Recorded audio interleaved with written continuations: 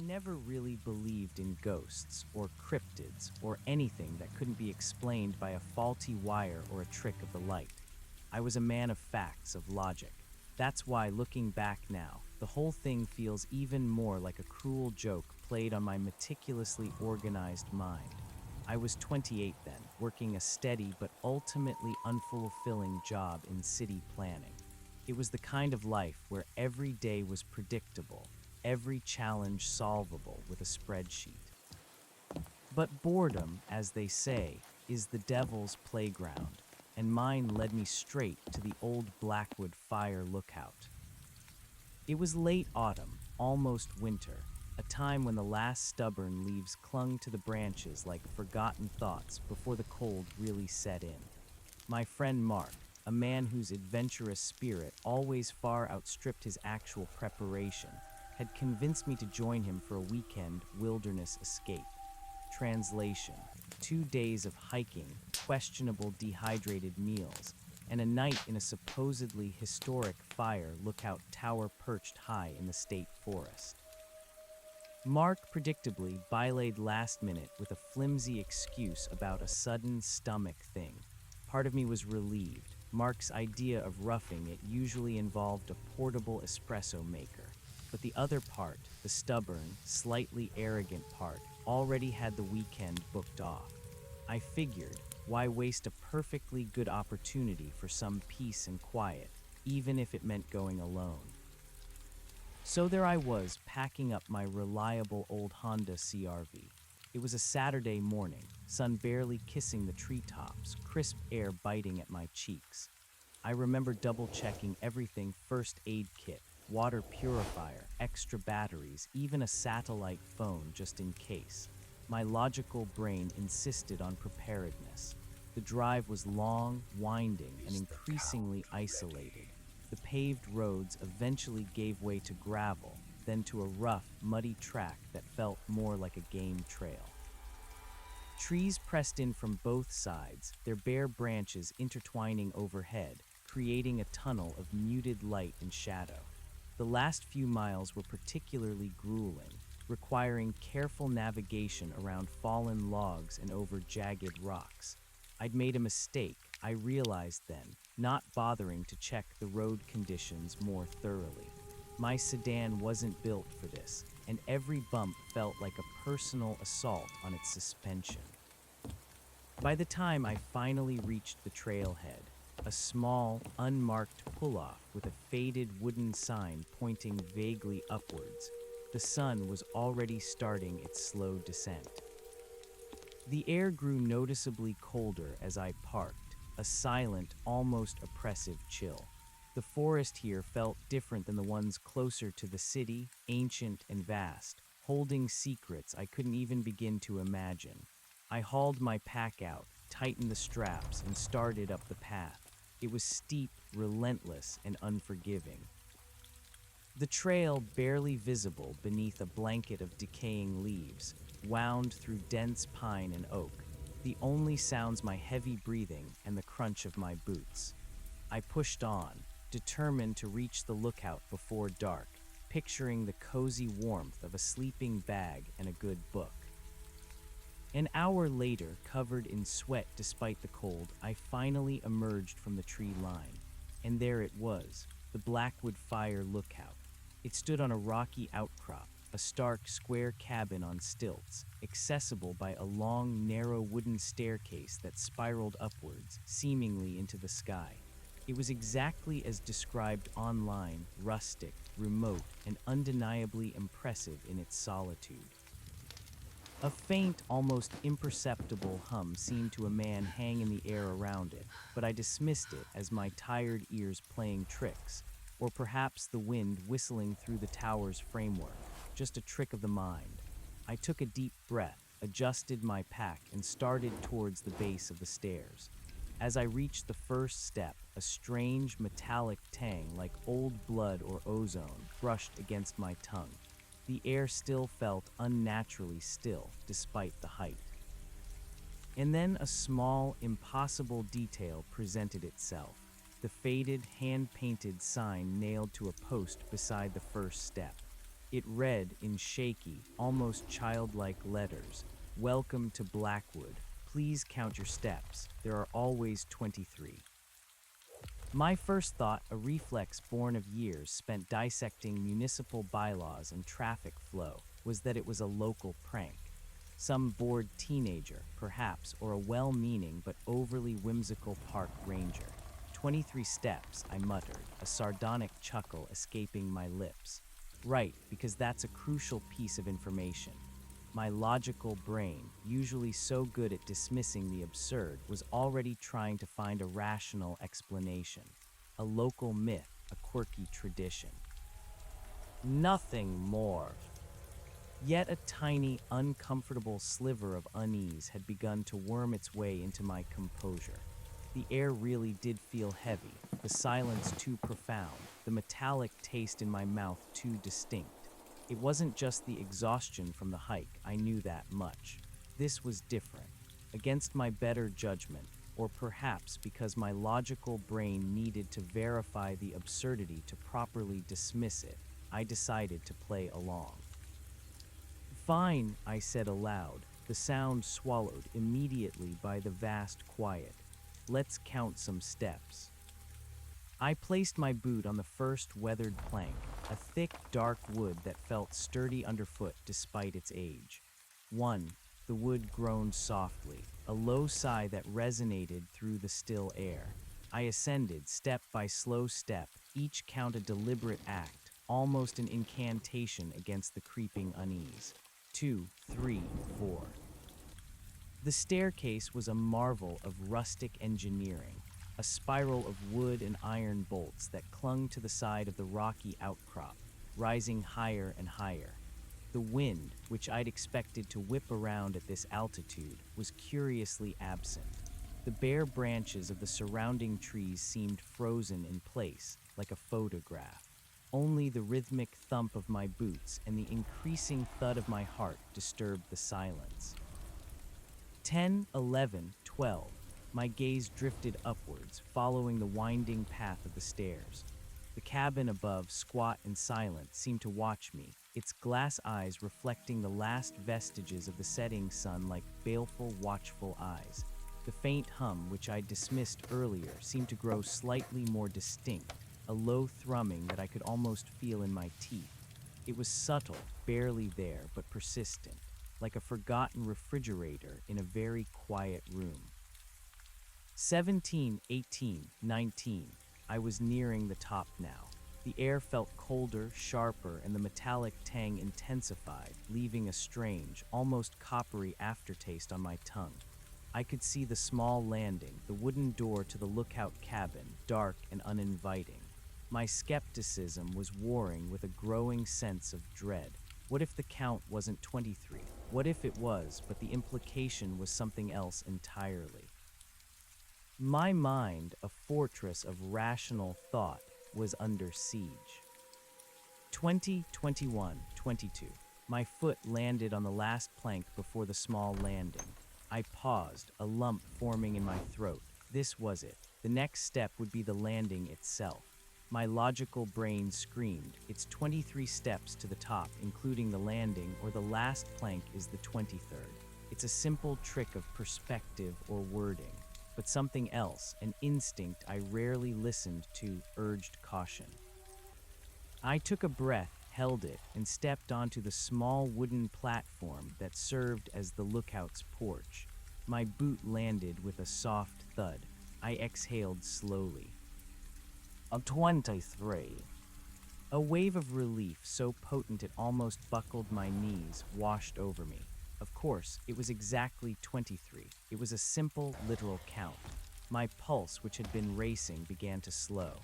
I laughed again, this time genuinely, a short, nervous bark.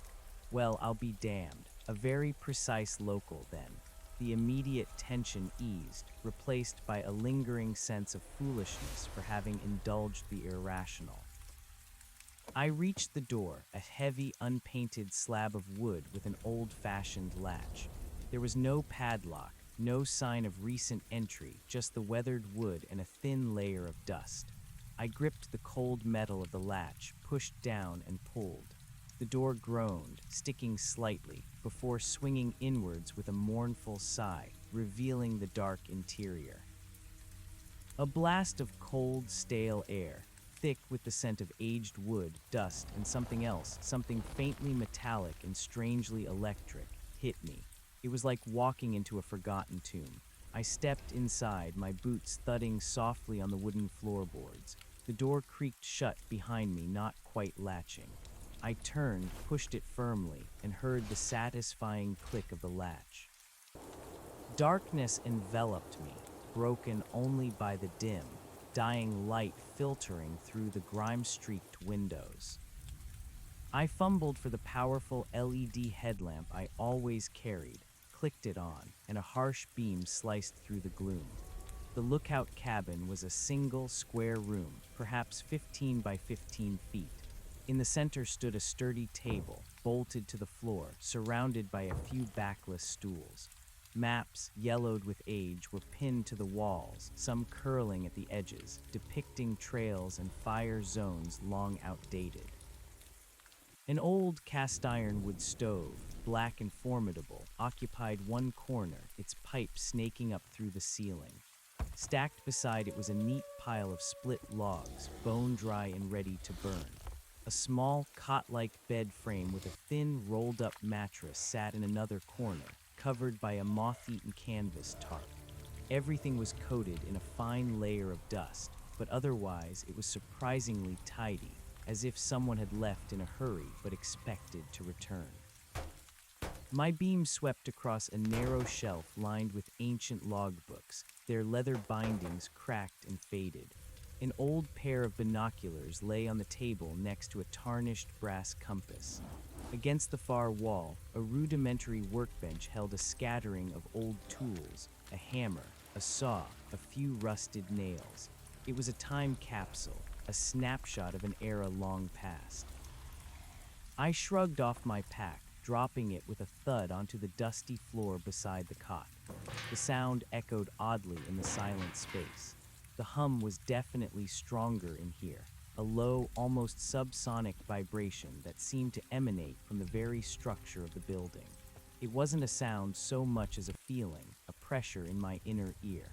I tried to attribute it to the wind or some strange resonance in the old wood, but the air outside was still, and the cabin was solid. My first priority was to get warm. The cold had seeped into my bones during the long hike, and the air inside the lookout was frigid. I walked over to the stove, opened its small, ornate door, and peered inside. It was clean, save for a few ashes from a previous fire. Perfect. I grabbed a few pieces of kindling from the pile, then 2 small logs, and arranged them carefully. From my pack, I retrieved a fire starter cube and my lighter. In minutes, a small flame was dancing, greedily consuming the kindling, casting flickering shadows across the room. The smell of burning wood, clean and earthy, began to displace the metallic tang. It was a comforting scent, a promise of warmth and normalcy. While the fire took hold, I moved to the windows. The lookout was designed for observation, and each of its 4 walls boasted large, square panes of glass, offering a panoramic view of the surrounding forest. The sun had dipped below the horizon, painting the western sky in streaks of fiery orange and deep purple. Below, the forest stretched out, an undulating sea of dark, skeletal trees, silent and vast.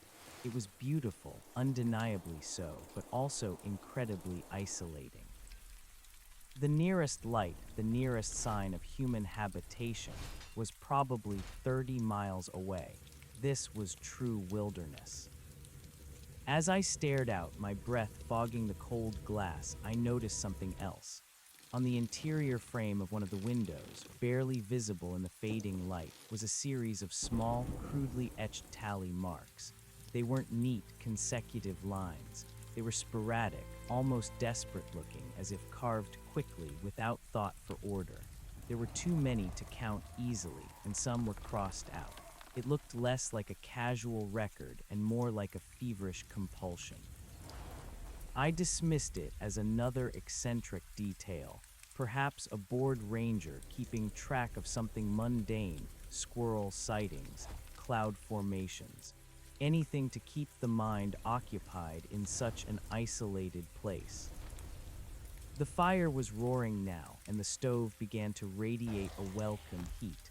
I shed my heavy hiking jacket and sat down on one of the stools, pulling out my water bottle and a protein bar.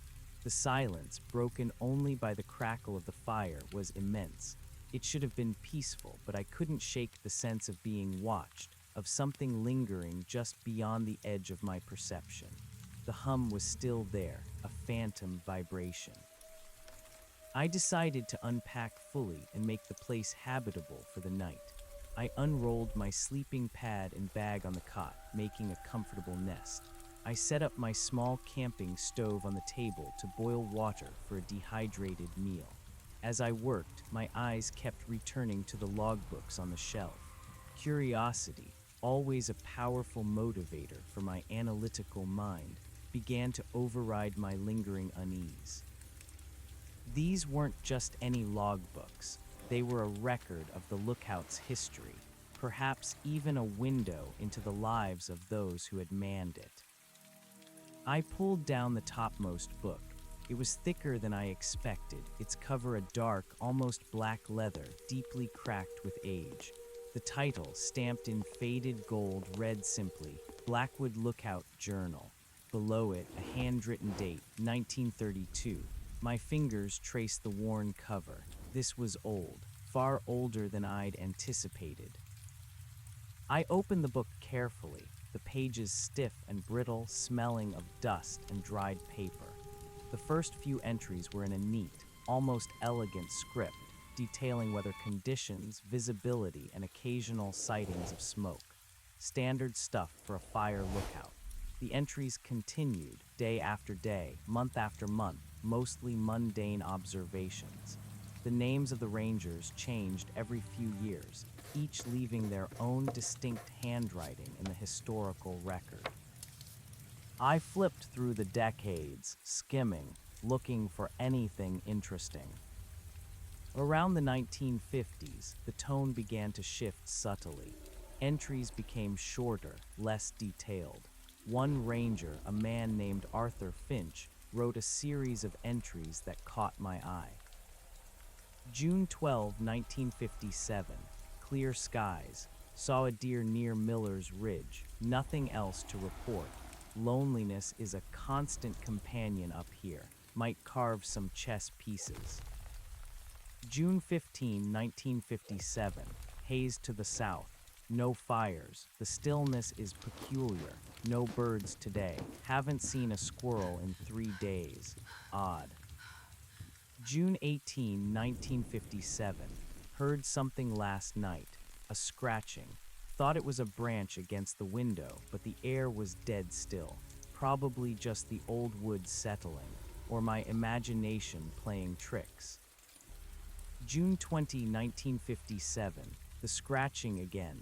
Louder, from below at the base of the stairs. Sounded like claws on wood. I checked with the lamp.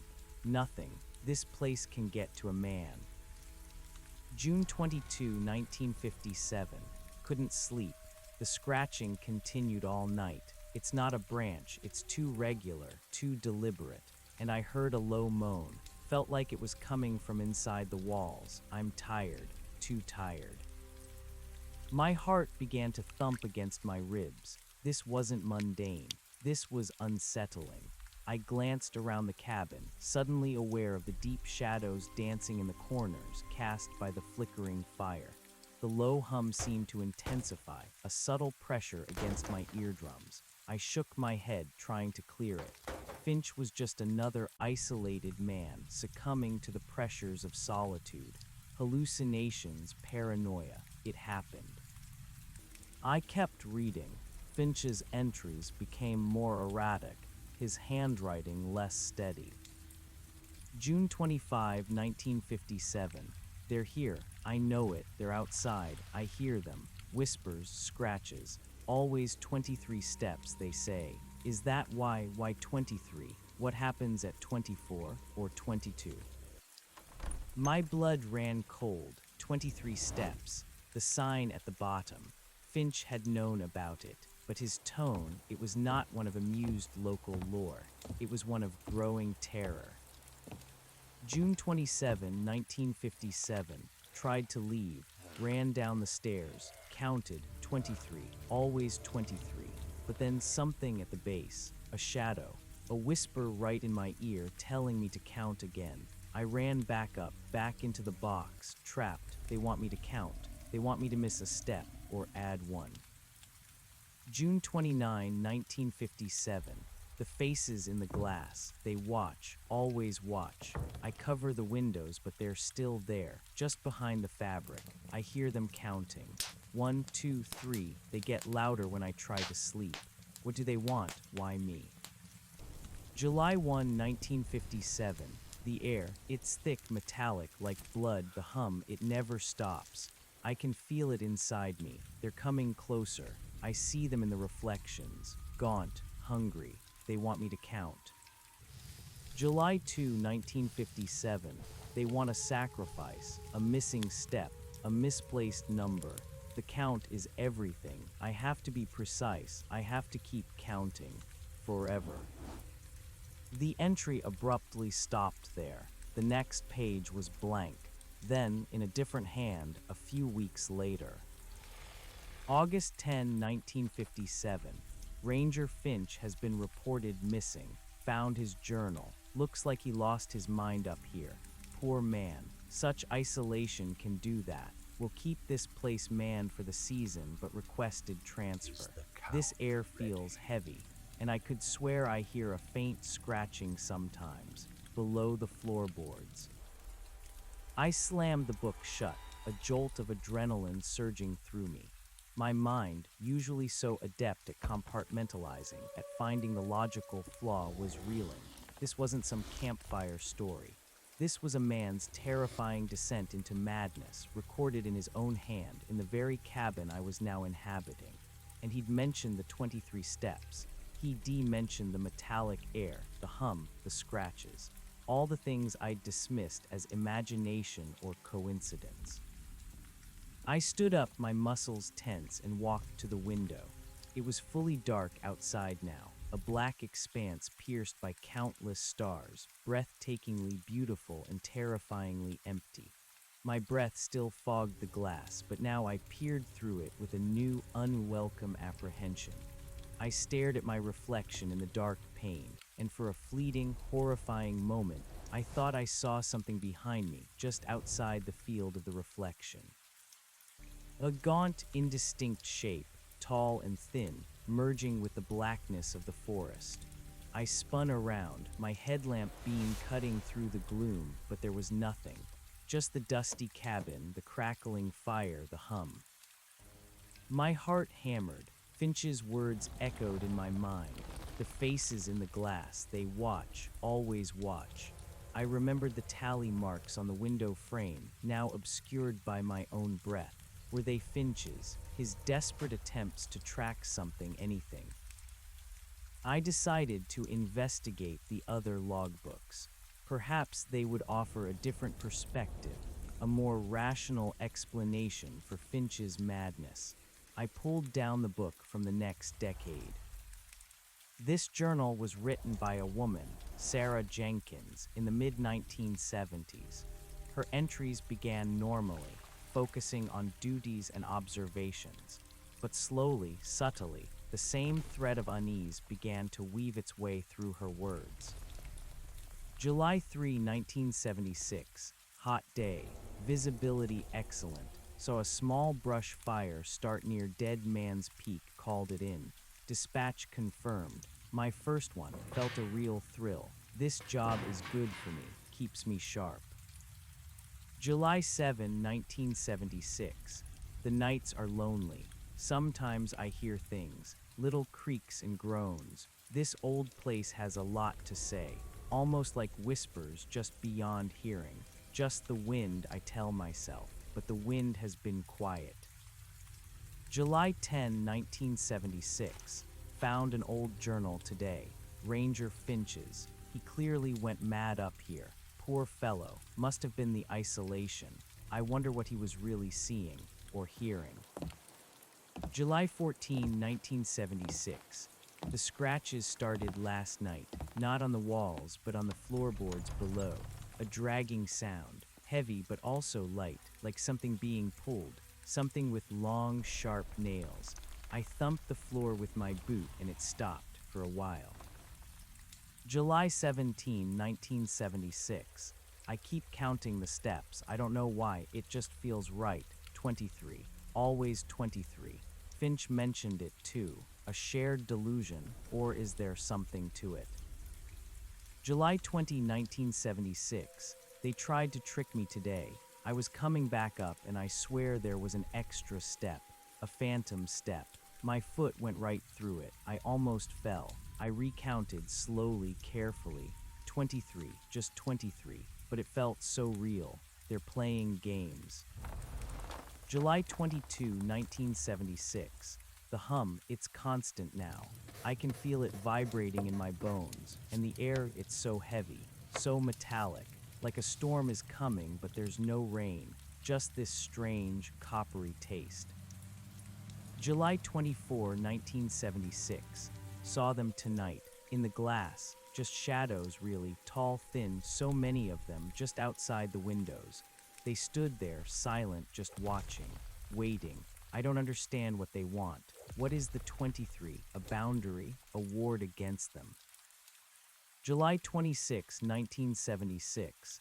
They are counting too. I hear their voices now. Dry, raspy whispers just outside the cabin. 1, 2, 3, they get closer. I can't sleep. I'm so tired. I have to keep counting my steps. It's the only thing that keeps them at bay. July 28, 1976. My fingers are raw from carving. I carve tally marks into the window frames to keep track, to remind myself, to prove I am here, to keep them from coming inside. Finch did it too. Now I understand why. Another chilling entry. Another ranger driven to the brink, detailing the same phenomena, the same paranoia, the same obsession with the number 23, and the tally marks. Sarah Jenkins had carved them. I looked at the window frame again, my fingers tracing the uneven gashes in the wood. Not a bored ranger's casual record, but a desperate cry against an unseen enemy. I looked out the window again, heart pounding. The blackness beyond the glass seemed deeper, more oppressive. Were those the same shadows, tall, thin, that Sarah described? I peered intensely, trying to discern anything in the dense forest, but saw nothing but trees and the endless night sky. Yet, the distinct feeling of being watched intensified. The hum in the cabin vibrated with a renewed urgency. My logical mind was now officially on the ropes. Two separate accounts, decades apart, describing identical, inexplicable events. This was beyond coincidence. This was something else, something terrifying. I reached for the next journal, almost compelled. This one was from the early 2000s, written by a man named Thomas Miller. His handwriting was neat, almost clinical at first, like mine. I braced myself. August 12, 2001. Arrived at Blackwood Lookout. Remote as expected. Good views, set up equipment. Looks like a quiet season ahead. August 15, 2001. A strange calm up here. The air is always still. No real wind. It's unnerving. And there's a faint metallic taste in my mouth, constant, like pennies. August 18, 2001. Heard scratching last night, beneath the floor. I assumed it was an animal. Raccoons, maybe. Thumped the floor, it stopped. But then I heard a low, guttural moan. Not an animal, something deeper. August 21, 2001. The hum, it's like a low-frequency vibration. I can feel it in my chest. It's making me jumpy. And the damn stairs. I keep counting them without realizing it. 23. Always 23, even when I try not to. August 24, 2001.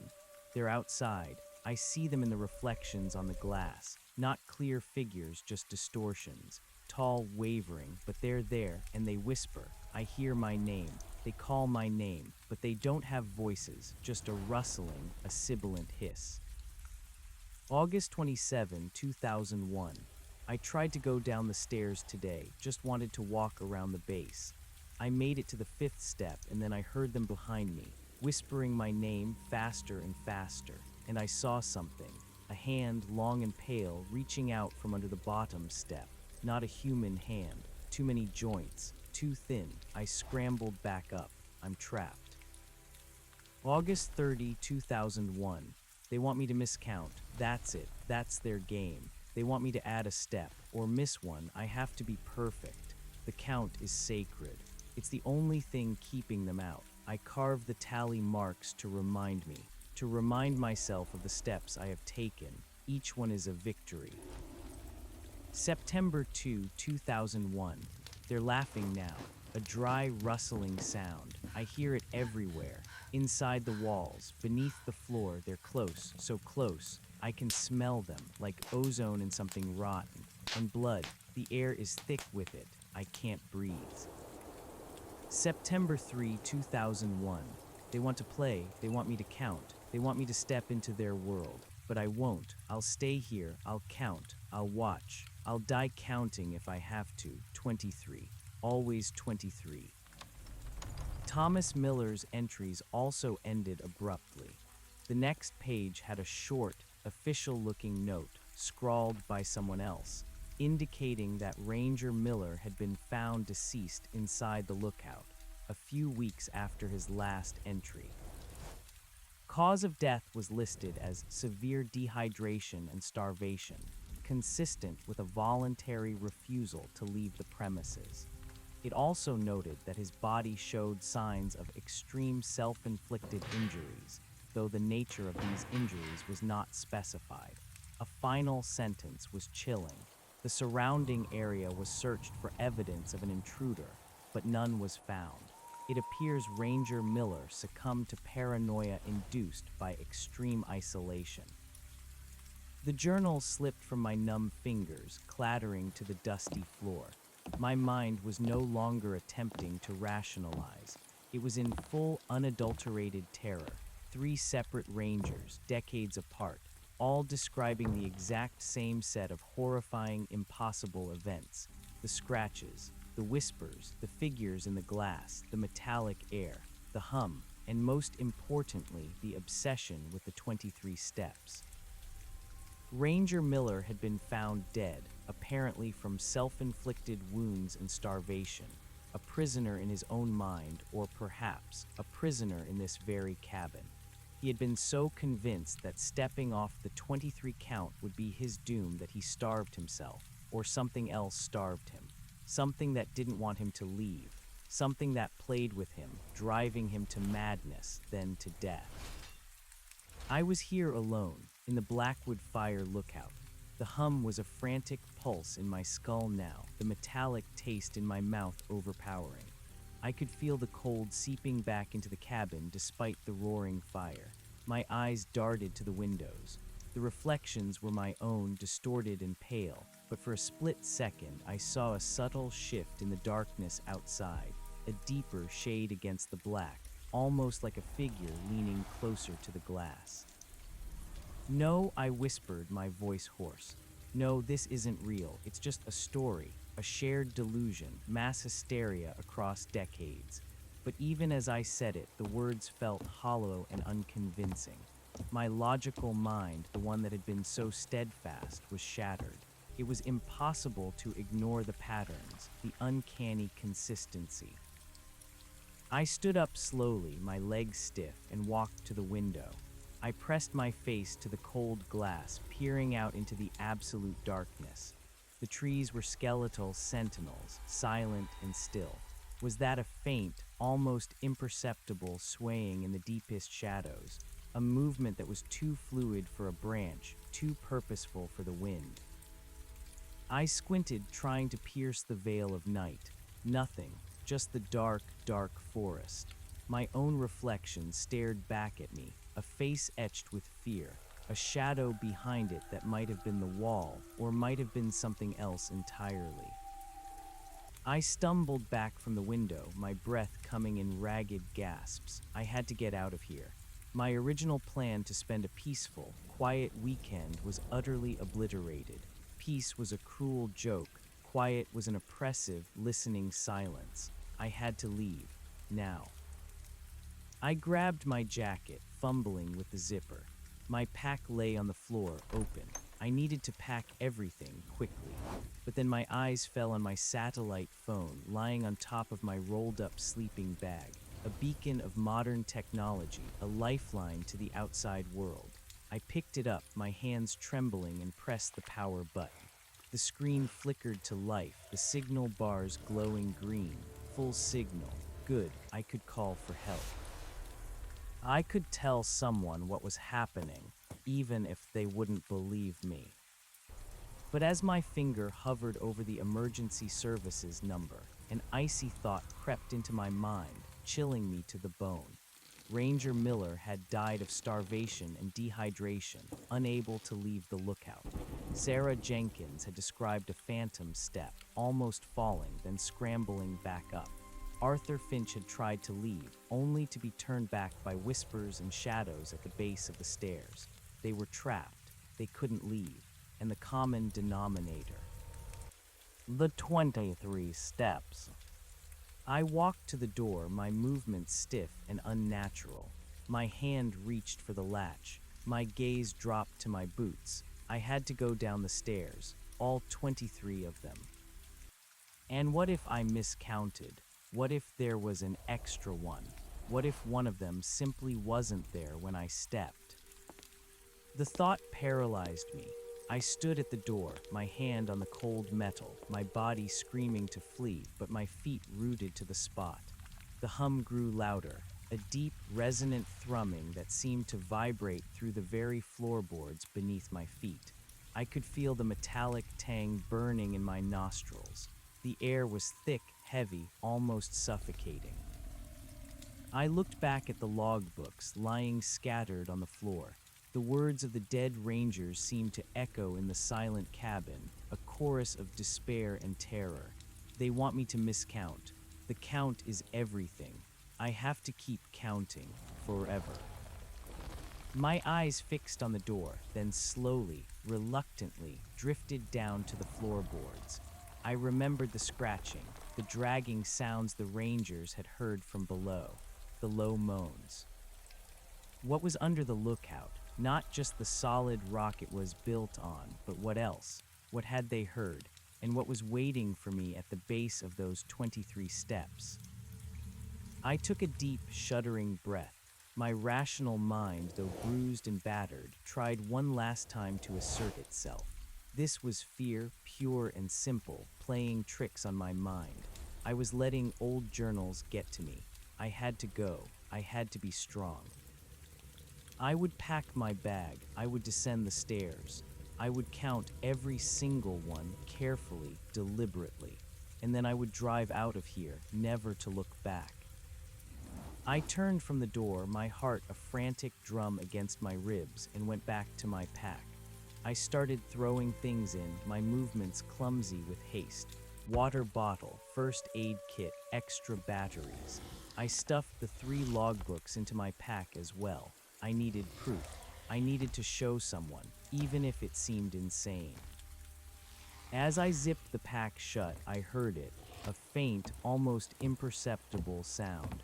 It wasn't the hum, it was distinct, a soft, rhythmic tap. Tap, tap, tap.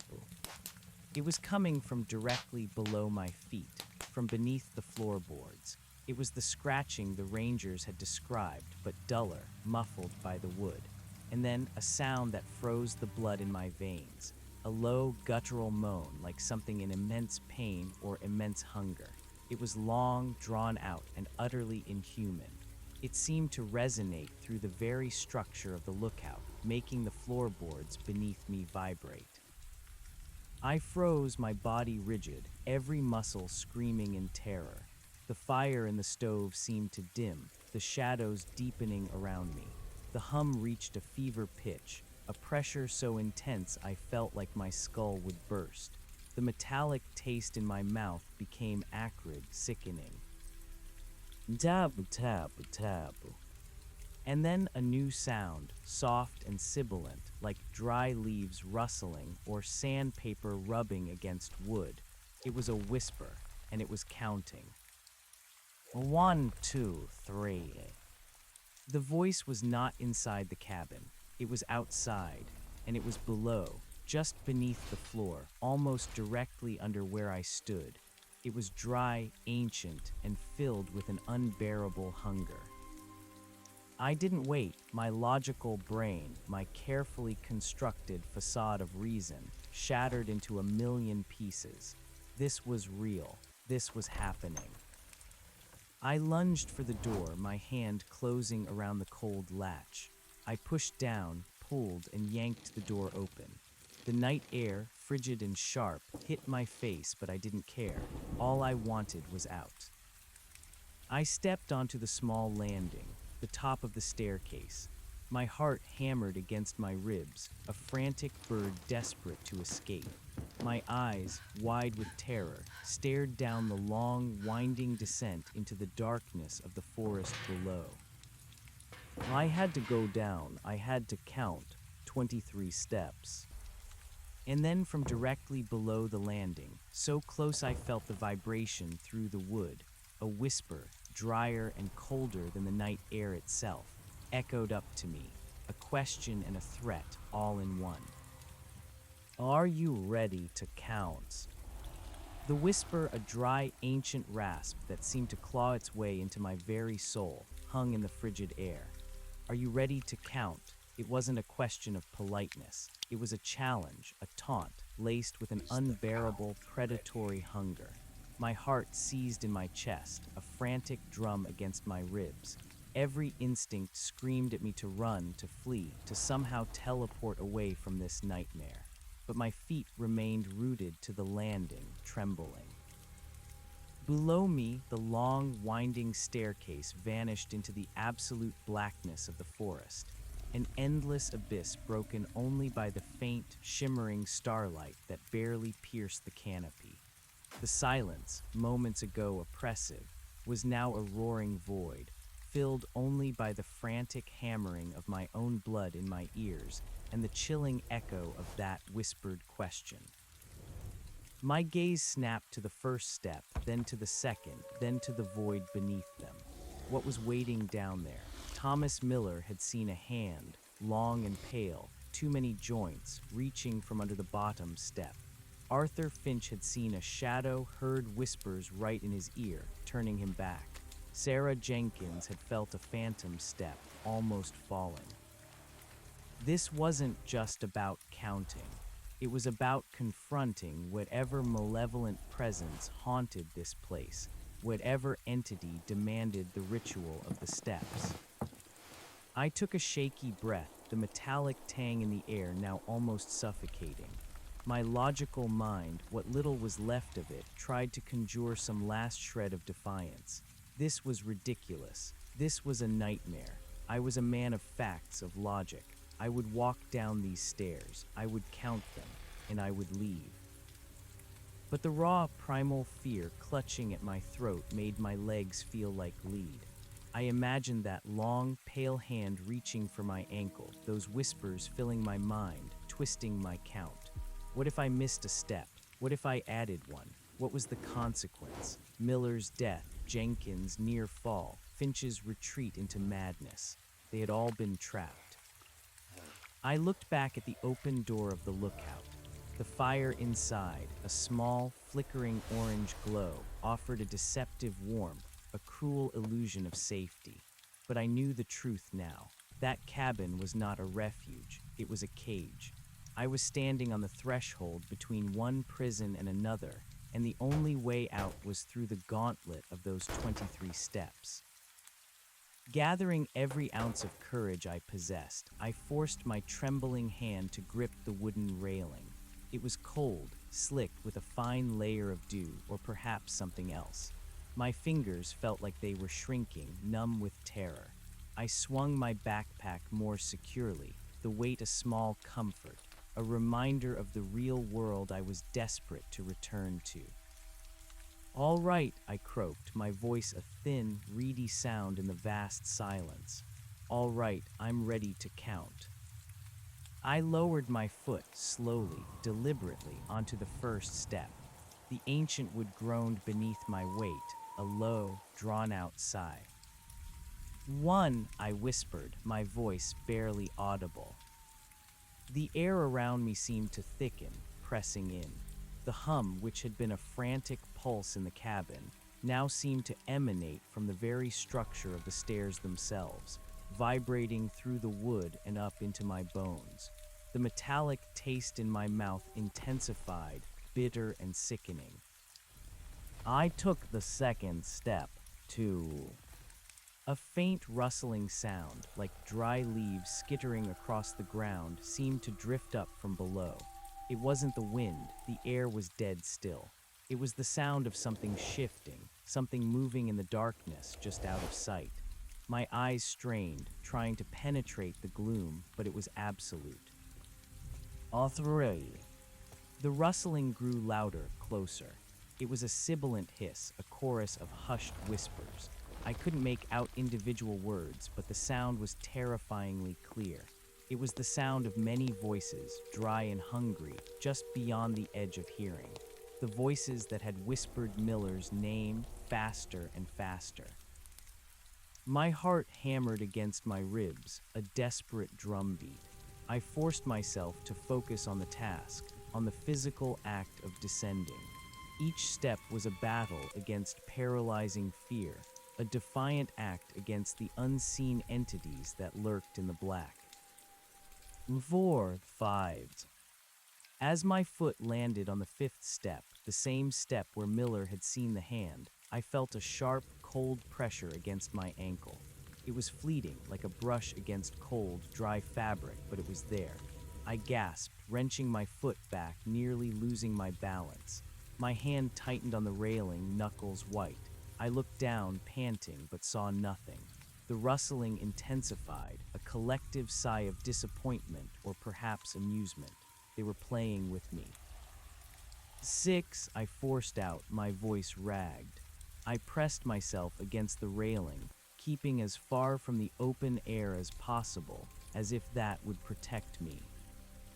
The whispers grew louder, clearer now. I could almost distinguish individual sounds, though still not words. It was like dry insects chittering or sand grating against itself. And with it, a low, guttural moan, like the one I'd heard from beneath the cabin, seemed to vibrate up through the stairs, a deep, resonant growl of hunger. 7, 8. My vision swam. My head pounded with the incessant hum, and the coppery taste in my mouth was unbearable. My logical mind, shattered and useless, offered no comfort. All it could do was register the terrifying reality. This was real. Everything Finch, Jenkins, and Miller had written was true. 9, 10. I was halfway down. The darkness below me seemed to coalesce, to thicken. I felt a profound sense of wrongness, a cold, predatory gaze fixed on me from the unseen depths. The air grew colder, colder than the outside temperature should allow, a bone-chilling cold that seeped into my very marrow. 11. A new sound joined the cacophony of whispers and moans, a soft, rhythmic scratching like long nails on dry wood. It wasn't coming from below, it was coming from above, from the cabin. I looked up, fear turning my neck stiff.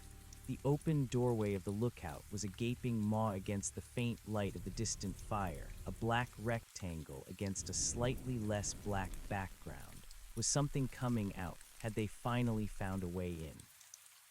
No, it was behind me, on the steps above. I froze, heart leaping into my throat. The scratching continued, closer, rhythmic. My eyes darted around, trying to pinpoint the source. I could barely see the steps I had already descended, losing themselves in the darkness. 12, I forced myself to continue. terrified of stopping, terrified of lingering. The scratching was definitely above me now, moving, and the whispers from below seemed to mock my ascent, growing louder, more insistent. I was caught between two horrors. A 13. As my foot touched the 13th step, a sudden, blinding flash of light erupted from the forest below. It wasn't natural light. It was a harsh, pulsing white, like a camera flash, but sustained for a terrifying second. It illuminated the base of the lookout, revealing a horrifying tableau. Tall, gaunt figures, indistinct and shadowy, swayed amidst the trees at the foot of the stairs.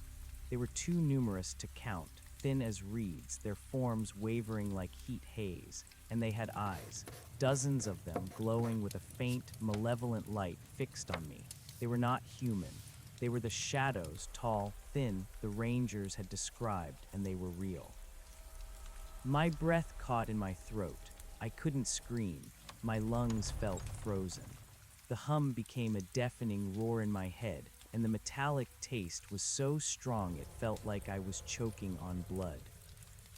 The light vanished as quickly as it had appeared, plunging everything back into suffocating darkness. But the image was seared into my mind, a multitude of gaunt, hungry figures, patiently waiting. 14, I choked out, stumbling slightly. My fear had transmuted into a frantic, desperate fight for survival. I had to get past them. I had to make it to the ground. As I took the next step, I heard it, a faint, almost imperceptible sound, like a single dry breath escaping from directly behind me, so close I felt it prickle the hairs on my neck. Then a whisper right in my ear, chillingly clear. You're counting so well. My blood ran cold. I whirled around, heart pounding against my ribs, expecting to see a face, a monstrous shape. But there was nothing, just the empty, dark steps above me. The sound of scratching had stopped. The whispers from below had momentarily quieted, as if holding their breath. It was playing with me. This thing, whatever it was right behind me, on the stairs, mimicking me, taunting me.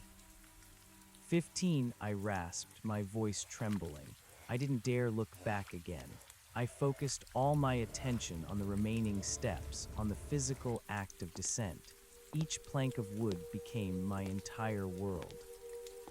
All 16. The whispers from below started again, this time with a distinct pattern. They weren't random anymore. They were counting, too, their dry, sibilant voices rising in a dreadful chorus. 16, 17, 18. They hissed, their voices mimicking mine, but with a guttural, inhuman quality. They were counting along with me, almost keeping pace, a horrifying, mocking duet. 17, I barked, trying to drown out their sound with my own. 18. 19. My foot landed on the 19th step and I felt it, the phantom step, the one Sarah Jenkins had described. My foot went through the wood. There was nothing there, just empty air. I gasped, windmilling my arms, my balance completely gone. My grip on the railing was slick, desperate. For a terrifying second, I was falling, plummeting into the unseen abyss below. I let out a strangled cry, a primal sound of terror. My other foot, still on the 18th step, desperately scrabbled for purchase. My pack slammed against the wood, almost throwing me off completely. I squeezed my eyes shut, bracing for impact, for the ground, for the waiting figures. But I didn't fall. My hand, slick with sweat, found a stronger purchase on the railing. My foot, after an agonizing moment of hanging in midair, somehow found the wood again. It was there. The 19th step, solid and real, but for a split second it hadn't been. They were actively trying to make me miscount, to make me fall. My body was racked with violent shivers. Sweat poured down my face, mingling with tears of pure terror. My breath hitched in my chest, coming out in ragged, desperate gasps. I was going to die here. I was going to become another entry in the logbooks, another statistic of the Blackwood Lookout.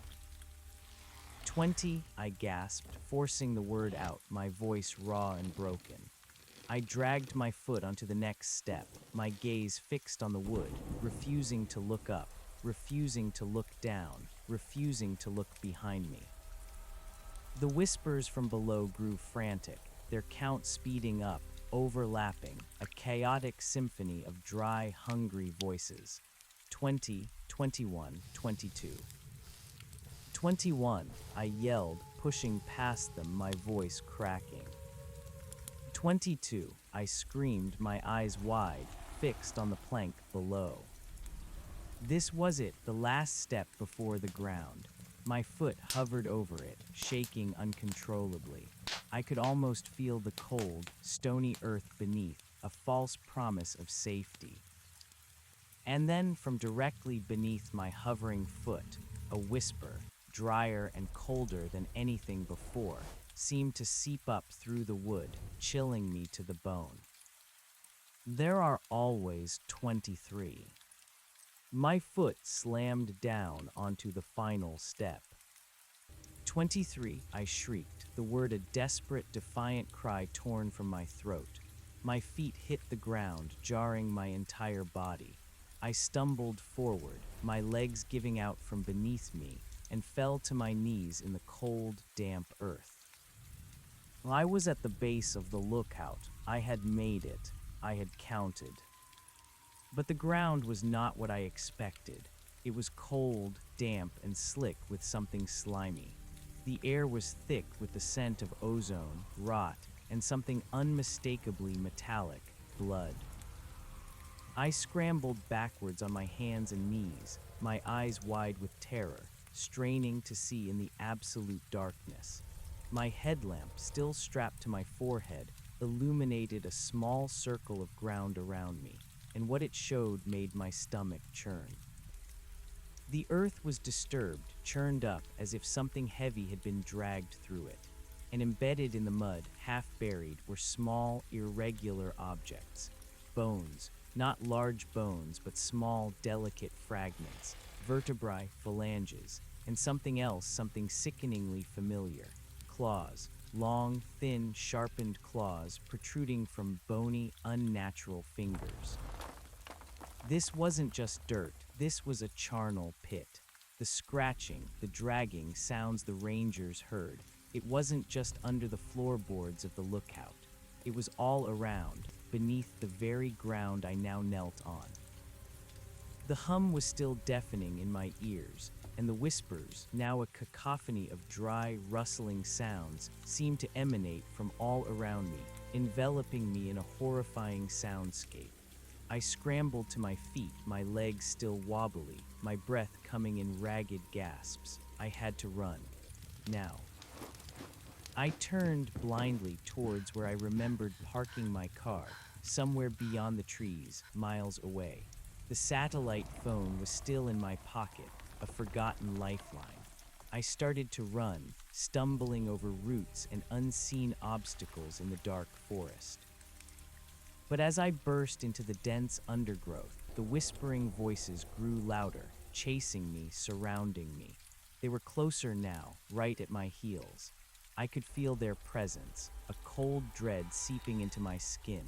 The air grew frigid, and I could swear I smelled that awful combination of ozone and rot right behind me. I dared a quick glance over my shoulder. Through the gaps in the trees, I saw them. The gaunt, shadowy figures. They weren't just at the base of the lookout anymore. They were moving, swiftly, silently, gliding through the trees, their forms wavering like distortions in the air, their glowing eyes fixed on me. They were encircling me, herding me, their long, unnatural limbs moving with an eerie, disturbing grace. Panic, pure and unadulterated, seized me. I sprinted faster, ignoring the branches whipping at my face, the roots tripping my feet. My lungs burned, my legs ached, but I pushed harder. I had to reach the car. It was my only hope. The whispers were a deafening chorus now, so close I could almost feel them on my skin. They were no longer just counting. They were hissing words, dry and venomous, words I couldn't quite grasp, but whose intent was clear: mine. I burst through a thicket of thorny bushes, tearing my clothes and scratching my skin, but I didn't feel it. Adrenaline had taken over. Ahead, through a slightly sparser patch of trees, I saw a faint glimmer. My car, the Honda CR-V, a beacon of normalcy in this impossible nightmare. I ran towards it, stumbling, falling, picking myself up again. My hand went to my pocket, grabbing the satellite phone. I needed to call. I needed to tell someone, anyone. As I neared the car, the whispers seemed to coalesce into a single, overwhelming presence behind me. A cold, palpable dread wrapped around me. I could feel the chill breath on my neck, the weight of their gaze. I reached the driver's side door, fumbling with the keys, my fingers numb and clumsy. The car was just ahead, a mere few feet away. Safety, escape. But as I reached for the door handle, a single, impossibly long, pale hand shot out from the darkness beside me, striking the side of the car with a sickening thud. The sound resonated through the metal, vibrating up through my hand on the door. It was bony, too many joints, exactly as Thomas Miller had described, and it was real.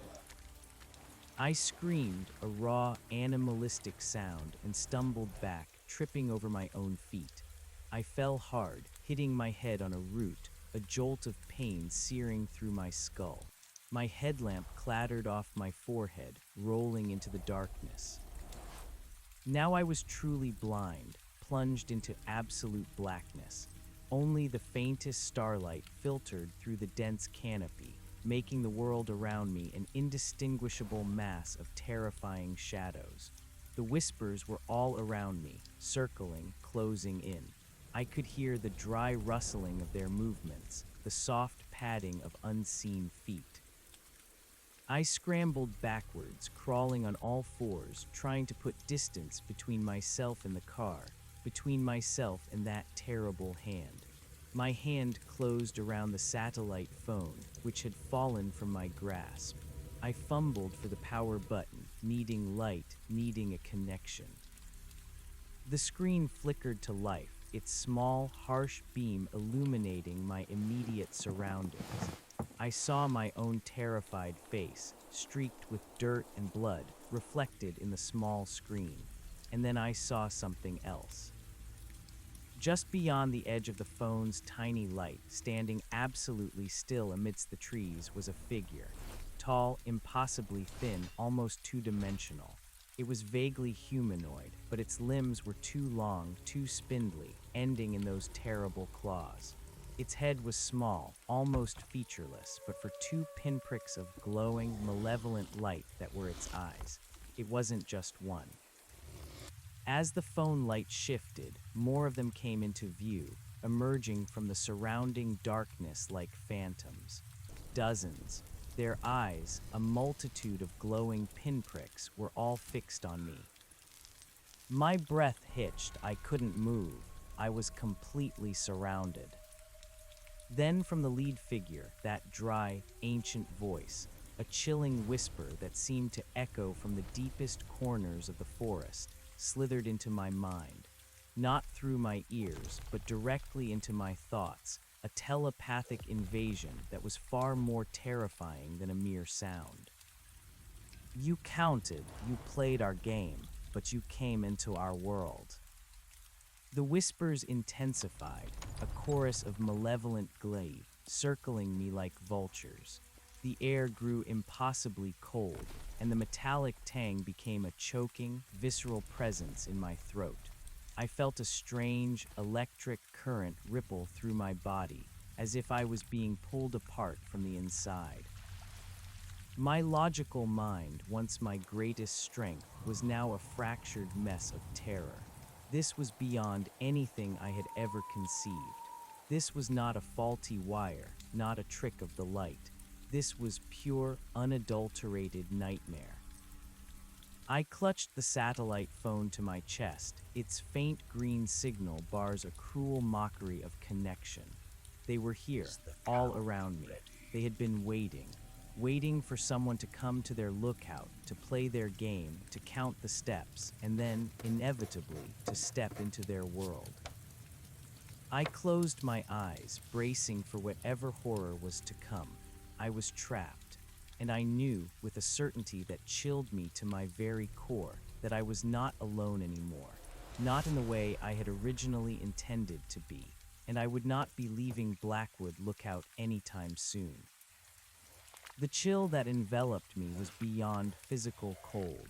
It was the icy touch of despair, a profound spiritual frost that seeped into my very core. My eyes, still squeezed shut, felt the phantom glow of their myriad pinprick gazes, even through the darkness. The telepathic whisper, ancient and chilling, echoed in the silent chambers of my skull. You counted, you played our game, but you came into our world. It wasn't a triumphant roar, but a dry, rustling chorus of satisfaction, a sibilant symphony of malevolent glee that tightened around me like an invisible noose. The electric current I'd felt earlier now pulsed through my veins, not a shock, but a subtle, pervasive alteration, as if the very air I breathed was being replaced by something alien and charged. My body spasmed, a desperate, futile rebellion against the unseen force that was taking hold. I lay there, crumpled on the damp earth, the satellite phone a useless lump in my trembling hand. Its tiny screen, still glowing with that mocking green signal, was the last vestige of the world I knew, a world of logic, of reason, of human connection. But that world was gone, shattered. I had stepped into their world, a reality where shadows danced, where steps vanished, where time and sanity warped into a monstrous game. Slowly, agonizingly, I forced my eyes open. The phone's beam, still clutched in my numb fingers, was my only anchor in the absolute darkness. It cut a narrow, trembling path through the black, revealing nothing but disturbed earth, the occasional root, and the immediate, terrifying proximity of the shadowy figures. They were closer now, their forms less indistinct, though still wavering like smoke. I could see the impossible length of their limbs, the sharp angles where joints should have been, the bony, clawed fingers that seemed to perpetually twitch. Their pinprick eyes, countless and burning, were fixed on me with an insatiable hunger. One of them, the one that had spoken directly into my mind, stepped forward. It was taller than the others, its form slightly less amorphous, revealing what might have been a gaunt, elongated head, tilted at an unnatural angle. Its voice, the same dry whisper, resonated inside my head, a thought rather than a sound, but imbued with a terrifying presence. The game is not over, traveler. It has only just begun. A collective rustle rippled through the surrounding figures, a sound like dry leaves caught in a whirlwind. Then, without warning, a cold, skeletal hand, identical to the one that had struck my car, reached out and plucked the satellite phone from my grasp. My fingers, still clenched around it, offered no resistance. It was as if my muscles had simply ceased to obey. The figure held the phone aloft for a moment, its glowing eyes seeming to examine the device, before its impossibly long fingers tightened. There was a faint crunch, a whimper of plastic and glass, and the green signal bars vanished, replaced by dead, dark fragments. It then casually tossed the shattered remains into the undergrowth.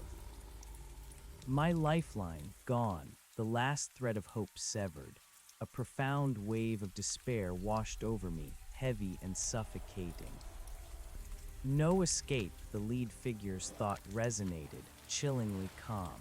Not yet, you belong to the lookout now. Before I could process this, before I could even try to fight, two more of the shadowy figures moved. Their touch was like ice, cold and dry, yet strangely strong. They gripped my arms, their long, clawed fingers pressing into my skin. It wasn't painful, not in the way a human grip would be, but it was utterly, profoundly alien. My body, exhausted and terrified, offered no resistance as they lifted me effortlessly, my feet dangling uselessly above the ground. I was being carried back towards the Blackwood lookout, towards the very cage I had so desperately tried to escape. The humiliation was almost as profound as the fear. I, a man of intellect and order, was reduced to a helpless puppet, dragged through the dark by unseen, monstrous entities. The journey back was a blur of terror and disorienting motion. They moved with unnatural speed and silence, gliding through the dense forest, my feet sometimes brushing against roots, sometimes dangling free. The hum, that pervasive, sickening vibration, returned with full force, seemingly emanating from the very ground, the trees, the night itself.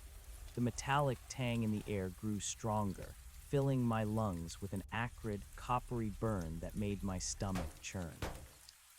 Soon, the looming silhouette of the lookout cabin appeared through the trees, dark and menacing against the faint starlight. The small, orange glow of the fire I'd left still flickered within its windows, a deceptive beacon of warmth in the heart of this frigid nightmare.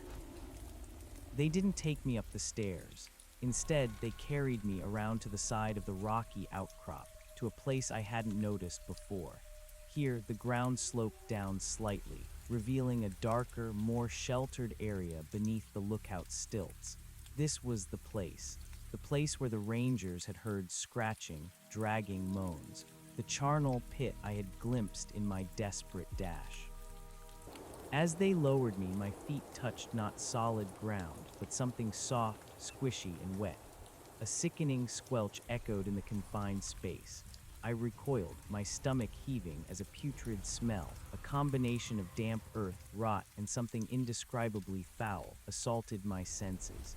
My headlamp, lost in my fall, meant I was blind, forced to rely on my other terrified senses.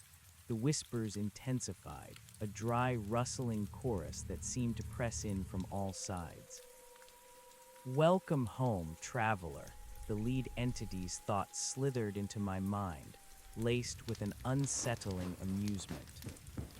I stumbled back, tripping over something unseen, falling to my hands and knees in the muck.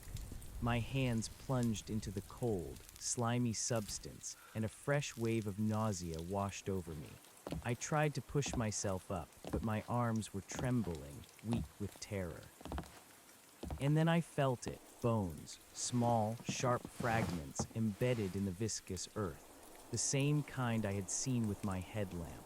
But this time I was touching them, feeling their brittle reality. The darkness here was absolute, deeper and more profound than in the forest above. It was a living, breathing darkness, filled with the presence of these unseen horrors.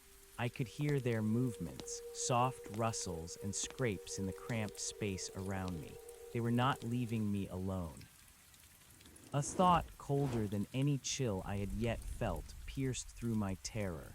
They brought me here, underneath the lookout, to the source of the scratching, to the very heart of their lair. My mind, still reeling from the shock, began to put the pieces together, horrifyingly.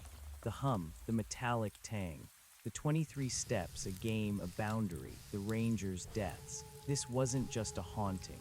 This was a trap, a carefully constructed, elaborate trap designed to lure, to play, and ultimately to consume.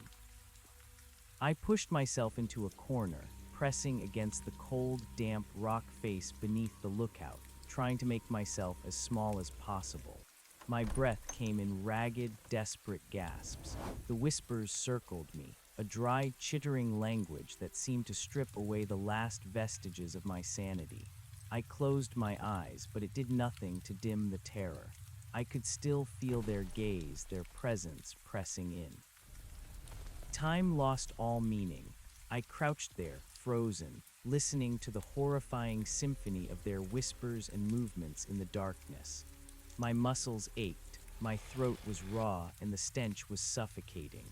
I didn't know how long I was there, an hour, a night, an eternity.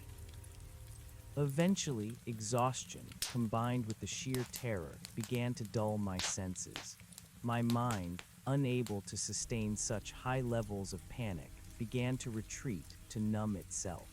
I drifted in and out of a terrified consciousness, caught in a limbo between nightmare and waking horror.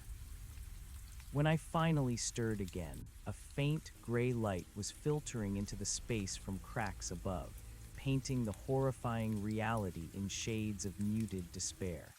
Dawn. The new day had arrived, but it brought no solace. I looked down at my hands, caked in dried mud and something else, something dark and clotted. I shuddered. The ground around me was indeed a graveyard, a scattering of small, brittle bones, half buried in the putrid earth. Ribs, vertebrae, finger bones, claws, all small, all delicate, but undeniably real. This wasn't just dirt, it was desecrated earth, infused with death. The figures were gone, or at least they were not immediately visible, but I could still feel their presence, a heavy, oppressive weight in the air. The hum was still there, vibrating through the very rock. I pushed myself up, my body stiff and aching, every muscle protesting. I was covered in grime, my clothes torn, my face streaked with dirt and dried blood from my fall. My backpack was still with me, miraculously slung across my shoulder. I must have had it on my back when they carried me. The logbooks were still inside, a cold comfort. I stumbled out from under the lookout, blinking in the harsh, cold light of dawn. The forest, bathed in the pale light, looked eerily normal, but I knew the truth now. It was a veil, a deceptive facade over an ancient, malignant darkness.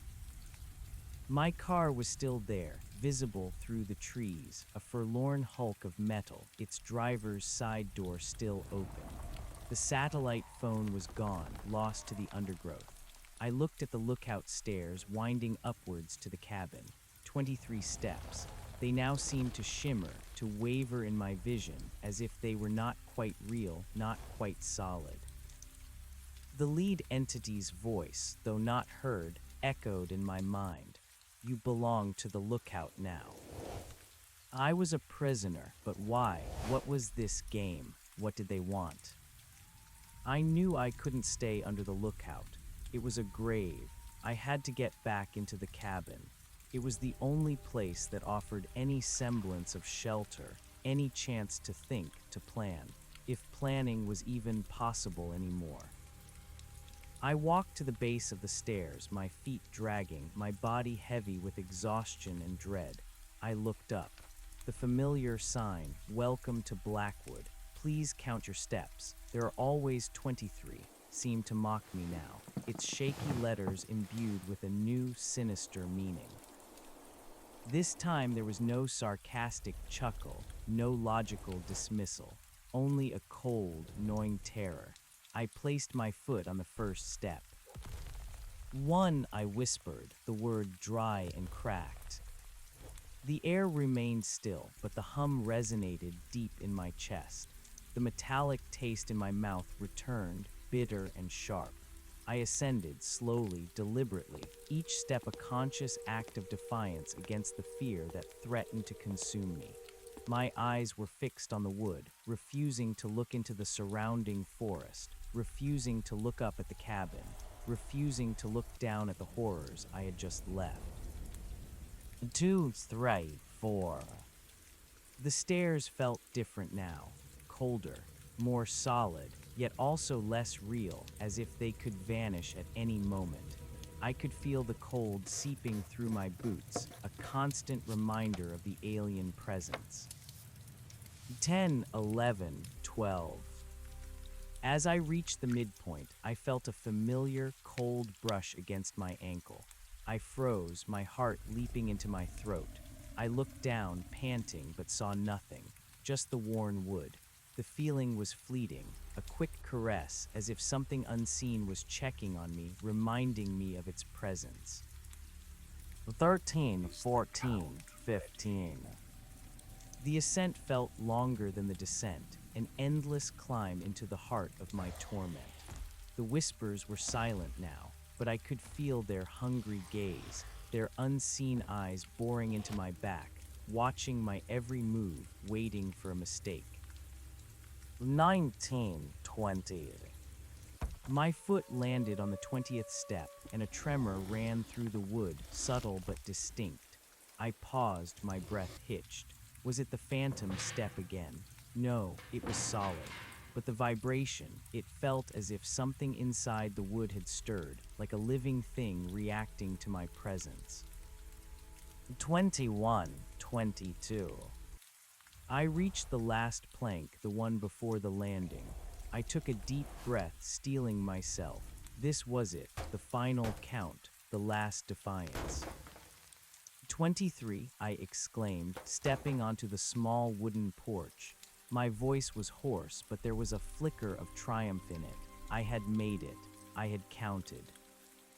The cabin door, which I had left ajar in my panicked flight, was now closed. Not fully latched, but shut, and I could swear I heard a faint, rhythmic tap, tap, tap coming from within. My triumph evaporated, replaced by a fresh wave of dread. I reached for the cold metal latch, my hand shaking. I pushed down and pulled. The door groaned, just as it had the night before, and swung inwards. The sight that greeted me made me gasp, a choked, horrified sound. The cabin was transformed. It was no longer just dusty and old. The fine layer of dust had been disturbed, as if by frantic activity. My sleeping bag and pad were still on the cot, but the cot itself was now positioned directly in the center of the room, bolted to the floor, replacing the table. The table and stools had been pushed against the far wall, overturned. The maps on the walls, once yellowed and curling, were now shredded, torn into thin strips that hung like macabre streamers. But it was the windows that truly twisted my gut. They were covered, not with the moth-eaten canvas tarp I'd seen on the cot, but with something far more sinister. Strips of bark, impossibly thin and translucent, had been peeled from the surrounding trees and pressed against the glass, forming a crude, grotesque shroud. They were held in place by what looked like dried sap, but glimmered with a faint, iridescent sheen, like dried blood. Through the gaps in the bark, I could see fragments of the tally marks Sarah Jenkins had carved, now almost completely obscured. The fire in the stove was dead, reduced to a heap of cold ashes. But the stove door was open, and from within, a faint, sickly sweet smell emanated, mingling with the pervasive metallic tang of the air. And everywhere on the floor, on the overturned furniture, on the walls, were the tally marks. Not the neat, desperate carvings of the Rangers, but jagged, chaotic scratches, as if made by something with long, sharp claws. They were numerous, sprawling, covering every available surface, forming a terrifying, indecipherable record. The hum was deafening in here, a resonant thrumming that vibrated through the floorboards, up through my feet, into my very skull. It felt like the cabin itself was alive, a giant, malevolent organ vibrating with an unseen energy. I stumbled inside, my eyes wide with horror, my backpack still slung across my shoulder. My foot scuffed something on the floor and I looked down. It was a small, ornate piece of carved wood. I recognized it. Arthur Finch, the first ranger, had mentioned carving chess pieces. This was a pawn, delicately carved from dark wood, but now it was broken, snapped cleanly in half as if by immense force. Then I saw it. On the central cot where my sleeping bag lay, something had been placed. A single, large feather, impossibly black, long and slender, with a metallic sheen. And beside it, another, older journal. not one I had seen on the shelf. This one was bound in dark, cracked hide like the others, but it looked even older, even more ancient.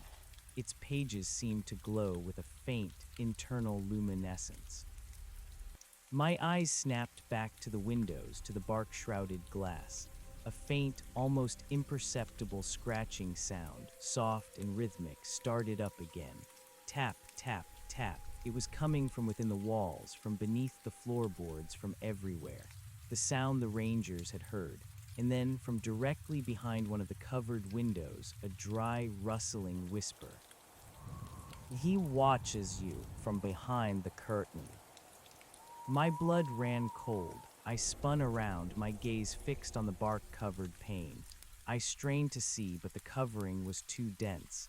Yet I could feel it, a presence, a cold, unblinking gaze fixed on me from just beyond the barrier. This was no longer a temporary shelter. This was the heart of their domain. This was their lookout, and I was now firmly within it. The game was indeed not over. It had just begun. I took a shaky step towards the cot, my eyes fixed on the new journal. What new horrors did it contain? What further revelations about this place, about them?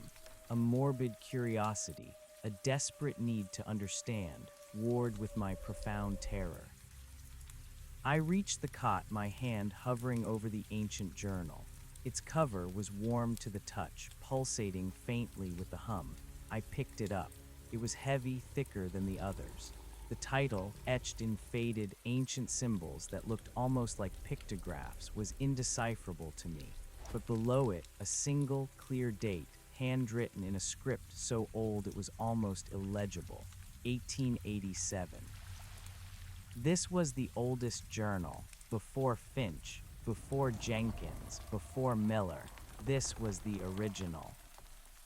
I opened it, my fingers trembling. The pages were brittle, almost translucent, covered in faded, intricate script. It was a language I didn't recognize, a series of elegant, sweeping characters unlike anything I'd ever seen. But beneath the foreign text, scrawled in a frantic, desperate hand, were simple, crudely translated annotations, as if a later, terrified ranger had tried to make sense of the original occupant's nightmare. The first legible annotation read, "Original Keeper." They called him the Seeker. He built this place, he knew. He trapped them, or so he thought. My eyes widened, the builder of the lookout. He hadn't just stumbled upon this place. He had built it, seemingly aware of the entities that lurked here. He trapped them. What did that mean, and what had happened to him? I flipped through more pages, scanning the annotations. They were sparse, sometimes just a single word on a page filled with the alien script. The boundary, the steps, 23. The count is a ritual, a bargain. They feed on the deviation, the lost step, the false number. He built it to contain, to control, but they learned. They call him the Watcher, from below, always. My breath hitched, the Watcher. That was the voice from beneath the lookout, the one that had whispered, "Are you ready to count?" The one that had told me, "He watches you from behind the curtain."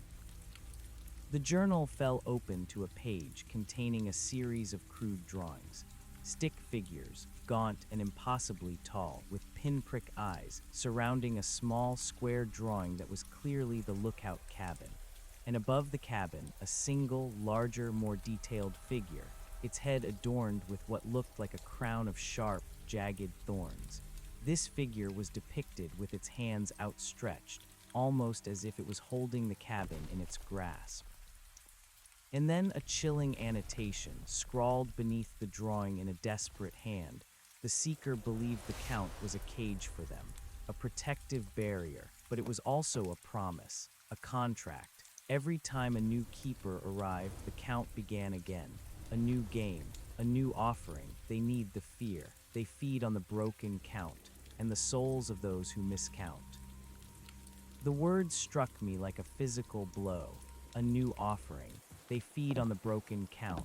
This wasn't just a game, it was a ritual sacrifice.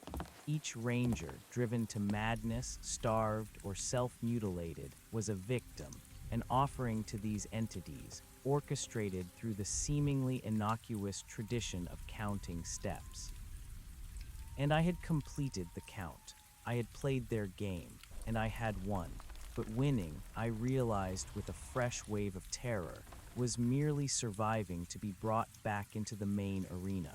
I hadn't escaped. I had merely fulfilled the conditions to be fully initiated into their world. My eyes darted to the shattered chess pawn on the floor. Arthur Finch, the one who tried to carve chess pieces. A game. This was all a twisted, malevolent game.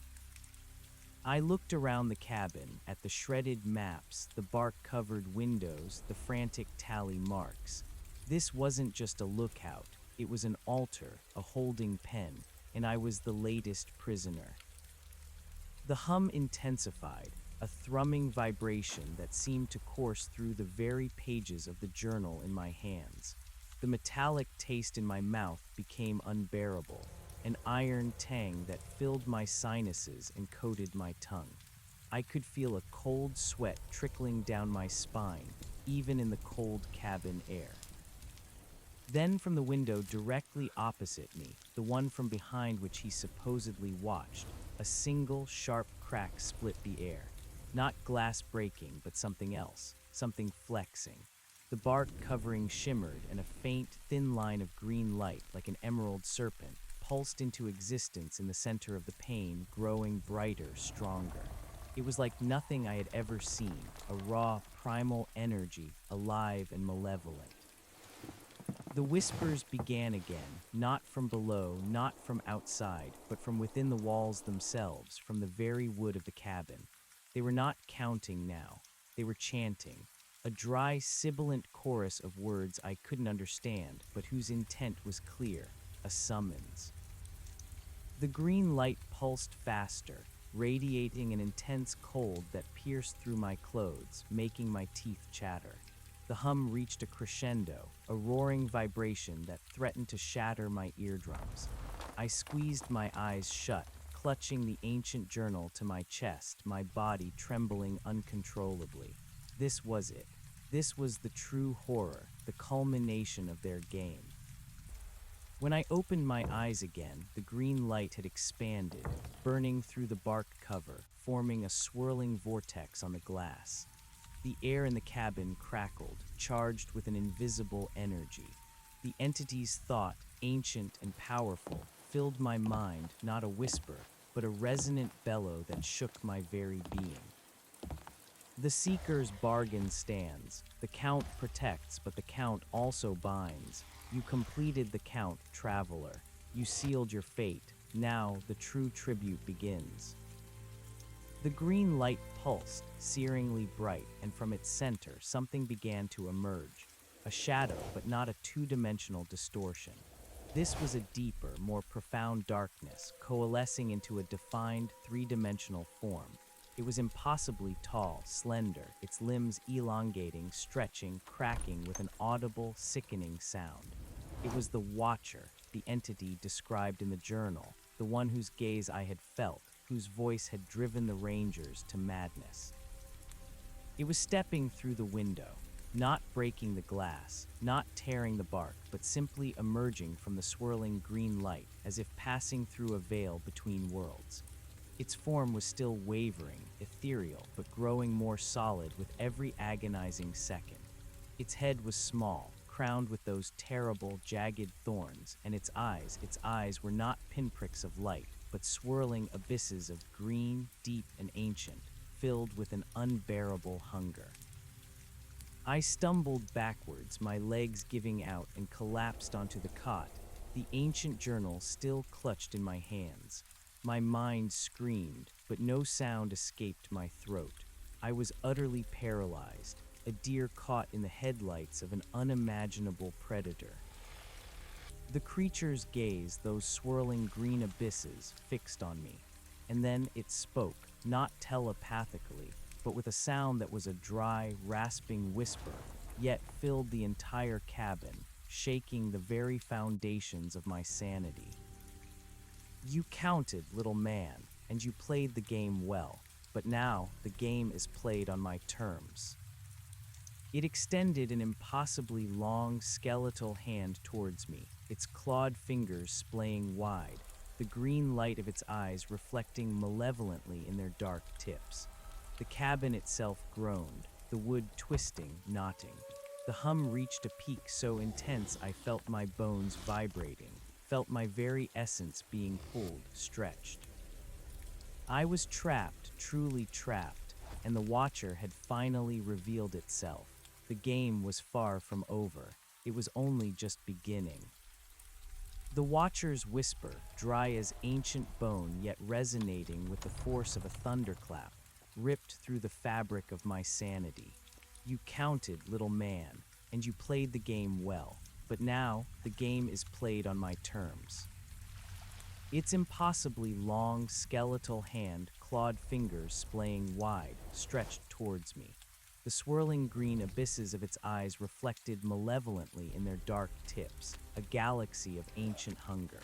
The cabin itself groaned, the very wood twisting and knotting as if in agony. The hum, that pervasive, sickening vibration, reached a crescendo, a roaring resonance that vibrated through my bones, through my teeth, through the ancient journal clutched in my hands. It felt as if my very essence was being pulled, stretched, thinned, like taffy in a monstrous grip. I couldn't move, I couldn't scream. My throat was frozen, my lungs paralyzed. Every nerve ending in my body shrieked in terror, but my muscles refused to obey. I was a puppet, cut from its strings, collapsed on the cot, awaiting the inevitable. The Watcher paused, its hand hovering inches from my face. The air around its fingers shimmered, not with heat, but with an intense, otherworldly cold that brought tears to my eyes. Its head, crowned with jagged, thorn-like protrusions, tilted slightly, as if examining a particularly fascinating insect. Its green eyes, vast and deep, seemed to peer not just at me, but into me, dissecting my thoughts, my memories, my very soul. Fear, its voice, still a whisper yet deafening in my mind, resonated. Such a potent flavor, and you, traveler, are steeped in it. Its hand descended slowly, deliberately, not touching me, but passing through the space directly above my face. A wave of profound psychic cold washed over me, a feeling of utter insignificance, of being utterly vulnerable to an ancient, alien power. I felt a fleeting, searing pain behind my eyes, as if invisible tendrils were probing my brain, extracting information, feasting on my terror. I whimpered, a small, pathetic sound lost in the roaring hum. The Watcher's form, though still wavering and ethereal around the edges, had solidified to an almost tangible degree. It stood fully inside the cabin now, a monstrous silhouette against the bark-shrouded window, its impossibly tall frame nearly brushing the ceiling. The green light around the window faded, leaving only the oppressive darkness of the coverings. It turned its head, those abyssal eyes sweeping across the cabin, taking in the shredded maps, the overturned furniture, the frenzied tally marks. A dry, rustling sound, like parchment scraping against stone, emanated from its form, a sound I now recognized as a form of laughter, ancient and cruel. The Seeker's folly, it thought, its voice laced with contempt. He believed he could contain us. He believed his little numbers, his little steps could bind us, ignorant mortal. It extended a clawed finger, even longer and more spindly than the others, and traced a path through the dust on the floor, over a particularly dense cluster of tally marks. The dust sizzled faintly, leaving a dark, smoking trail in its wake. He learned in the end. He learned that a cage is also a contract, a game that once played must continue, and the prize is always the same. Its gaze snapped back to me, those swirling green eyes piercing through me. Life, vitality, consciousness, they are all so delicious, and you have a particularly vibrant spark.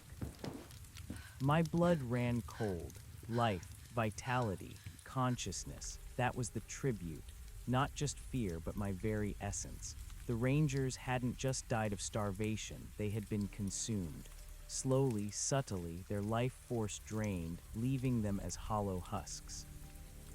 I remembered the description of Miller, a ghastly parody of a human being, skeletal and emaciated, eyes wide and unseeing, mouth agape in a silent scream. He wasn't starved, he was emptied.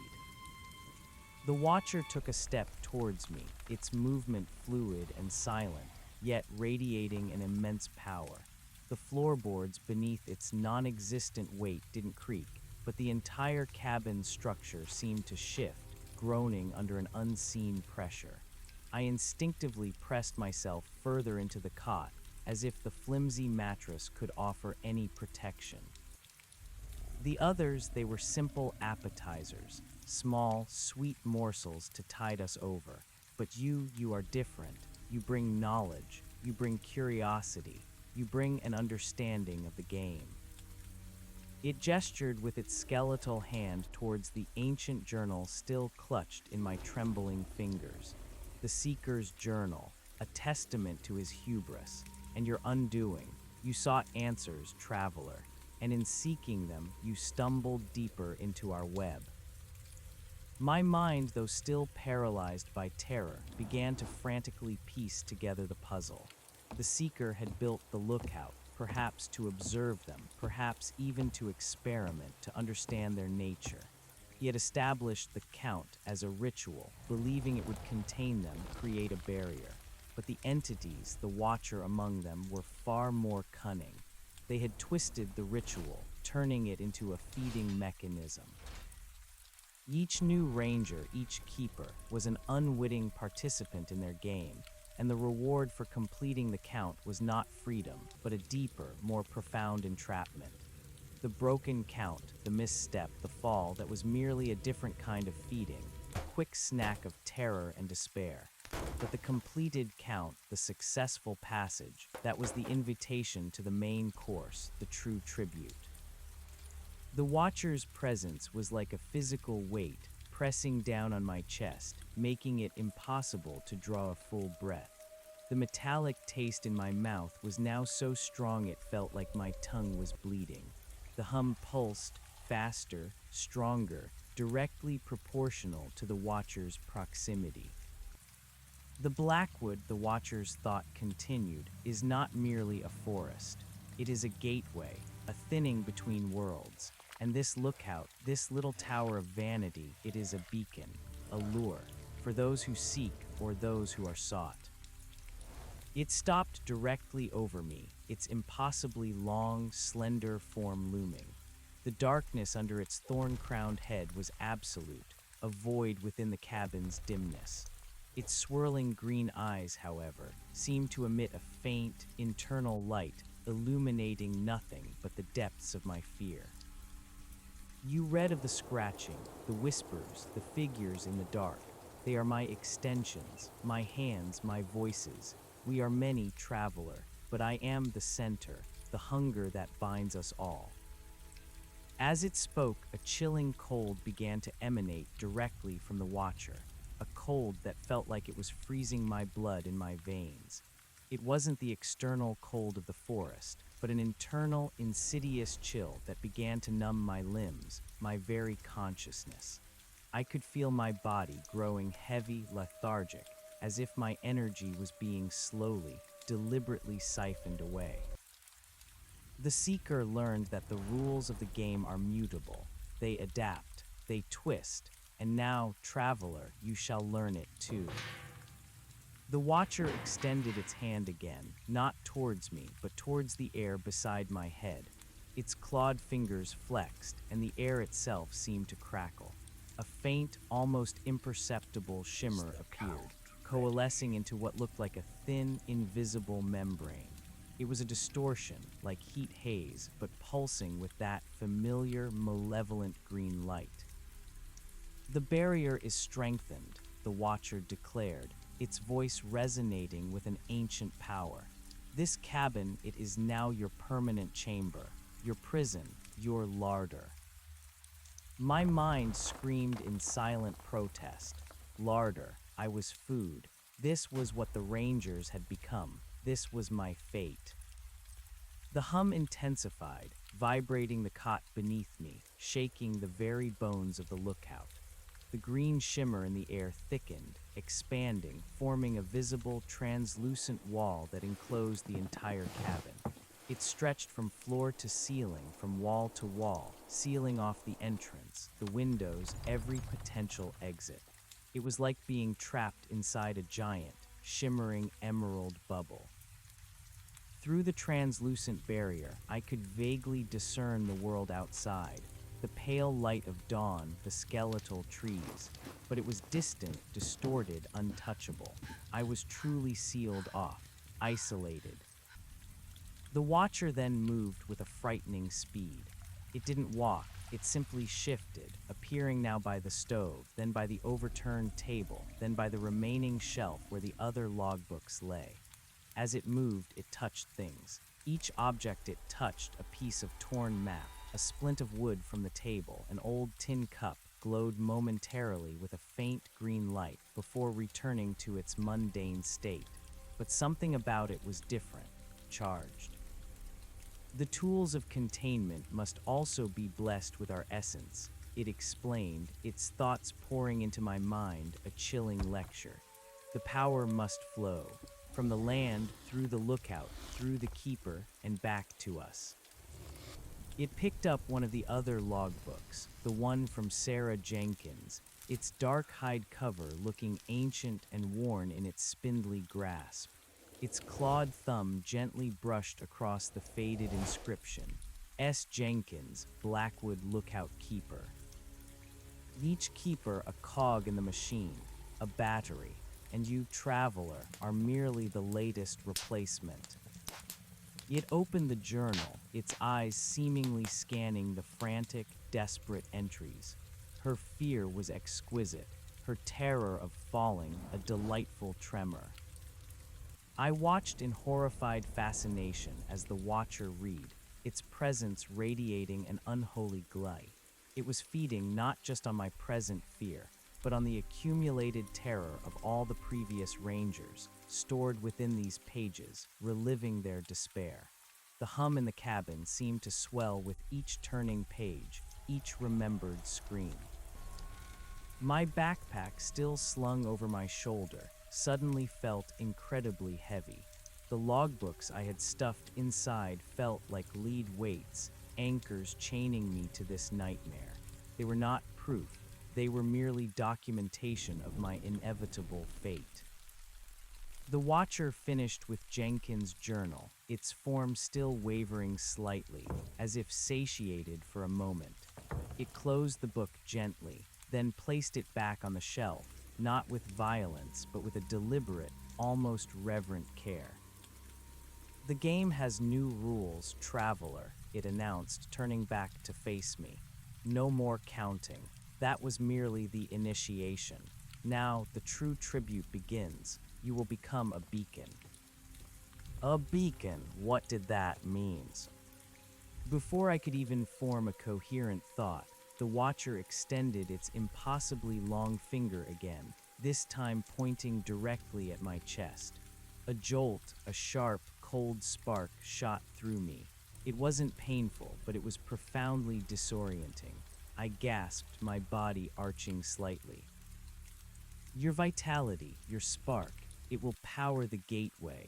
It will allow us to grow stronger, to draw more of our kind into this world. The realization hit me with the force of a physical blow. They weren't just feeding on me for sustenance. They were using me as a conduit, a power source to expand their presence, to breach the thinning between worlds and fully enter my reality. The Blackwood was a gateway, and I was to be the key, the living battery. my life slowly drained to open the door wider for their invasion. A fresh wave of terror, far deeper and more existential than anything I had felt before, washed over me. This wasn't just about my death. It was about my unwilling complicity in the destruction of everything I knew. The Watcher's form shimmered again, and it began to recede, moving backwards towards the shimmering green barrier that now sealed the window. "You will be aware, traveler," its thought echoed chillingly, "fully aware of your purpose. You will feel the draining, the weakening, and you will watch through our eyes as our influence spreads, as the blackwood grows darker, as the thinning becomes a tear." It reached the green barrier at the window, and its form began to distort, to melt into the swirling emerald light. "Enjoy your new home, your new purpose. We will be watching, always." With a final, deep resonance of the hum, the Watcher vanished, dissolving into the green light that now pulsed steadily from the window barrier. The hum, though no longer deafening, remained a constant, oppressive thrumming, vibrating through the cabin, through my bones. I was alone again, but a chilling aloneness, far worse than the isolation I had sought. I was alone, yet intrinsically connected to these entities, a prisoner in a powered cage, my life force slowly being leached away to serve their sinister agenda. I lay on the cot, trembling, trying to process the enormity of what had just happened. My logical mind, what was left of it, was a shattered mess. The rational world was a distant, unreachable memory. I was in their world now, and the rules were terrifyingly clear. I felt a profound exhaustion settle over me, not just physical, but spiritual. My body felt heavy, my limbs lethargic. It wasn't mere fatigue. It was the insidious beginnings of the draining the Watcher had described. I could feel it, a subtle but undeniable pull, a cold siphoning of my internal energy. I pushed myself up, my movements slow and deliberate, as if moving through thick water. I needed to understand. I needed to fight. But how? What could a single, terrified man do against such an ancient, powerful entity and its unseen minions? My gaze fell on the ancient journal still in my hand, the Seeker's journal. He had built this place. He had established the rules. Maybe he had left a way out, a weakness, a flaw in their game. I scrambled off the cot, my legs unsteady, and moved to the overturned table. With a grunt, I managed to right it, then dragged a stool into place. My backpack, still on my shoulder, felt heavier than ever. I unzipped it, pulled out the 3 Ranger journals, and carefully placed them beside the Seeker's journal on the table. The light in the cabin was dim, filtered through the bark-covered windows and the green shimmering barrier. It was a perpetual twilight, a suffocating gloom. I needed a light source. My headlamp was gone, destroyed satellite phone lost. I fumbled through my pack, remembering the extra batteries. I had a small emergency flashlight. My fingers closed around it, and I pulled it out, flicked it on. A weak yellow beam cut through the gloom, a tiny defiance against the pervasive darkness. I turned its beam onto the Seeker's journal, its ancient, brittle pages filled with the elegant, sweeping foreign script and the desperate annotations of a later Ranger seemed to pulse faintly with the hum. I had to reread everything, every annotation, every scrap of information. There had to be something, a loophole, a way to fight back. I started at the beginning, my eyes scanning the faded script, my fingers tracing the frantic annotations. The original keeper, they called him the Seeker. He built this place, he knew. He trapped them, or so he thought. The boundary, the steps, 23. The count is a ritual, a bargain. They feed on the deviation, the lost step, the false number. He built it to contain, to control, but they learned. They call him the Watcher, from below, always. I remembered the drawing, the tall, gaunt figures, the lookout, and the larger, thorn-crowned figure above it, holding the cabin. The annotation: the seeker believed the count was a cage for them, a protective barrier, but it was also a promise, a contract. Every time a new keeper arrived, the count began again. A new game, a new offering. They need the fear. They feed on the broken count, and the souls of those who miscount. And then the Watcher's own words, the Seeker's folly. He learned that a cage is also a contract. A game that once played must continue, and the prize is always the same. The Watcher said the rules were mutable, that they adapted. The game had evolved. I flipped to the back of the Seeker's journal, where the later Ranger's annotations seemed to become more frantic, more desperate. He tried to reverse it, to break the contract, but the binding was too strong. His own vitality waned, his consciousness dimmed. He knew the truth, but it was too late. He left this, a warning, a desperate hope for someone to find the flaw. My heart hammered against my ribs, a flaw. There it was, the hope I desperately needed. I continued reading, my flashlight beam trembling in my hand. The next page contained a complex diagram, a series of concentric circles and intersecting lines, with what looked like tiny pictographs of the lookout cabin, the forest, and the shadowy figures. It was incredibly intricate, almost like a mystical sigil. Beside it, a single annotation, the seal, the true cage, not the steps, but the essence of the place. The Seeker believed he could use the land itself to bind them, the ironwood, the ancient rock, the flow of the mountain's core. Ironwood, I remembered that detail.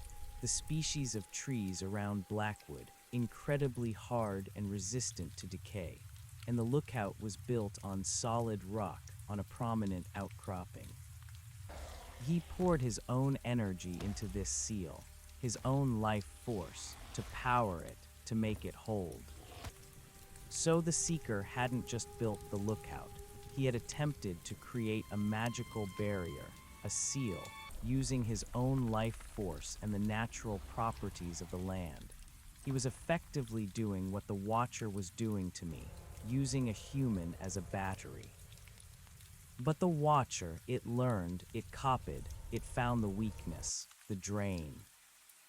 The drain, the siphon, my beacon purpose. The Seeker's original intent was to create a closed loop, an internal binding, but the Watcher opened a channel, a one-way flow, outwards, through the keepers, to feed itself and its children.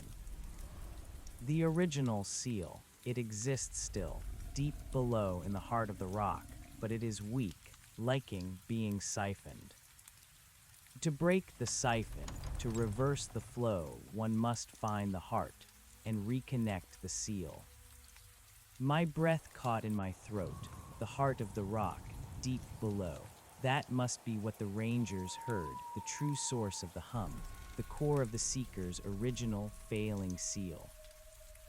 I flipped to the very last page of the journal. It contained only a single, crudely drawn map. It showed the lookout, and then a series of concentric circles extending outwards. One line, thicker than the rest, pointed from the lookout to a specific spot in the forest. And at that spot, a symbol, a jagged, downward-pointing arrow with 3 smaller circles around it, and then a larger, rough circle enclosing it all.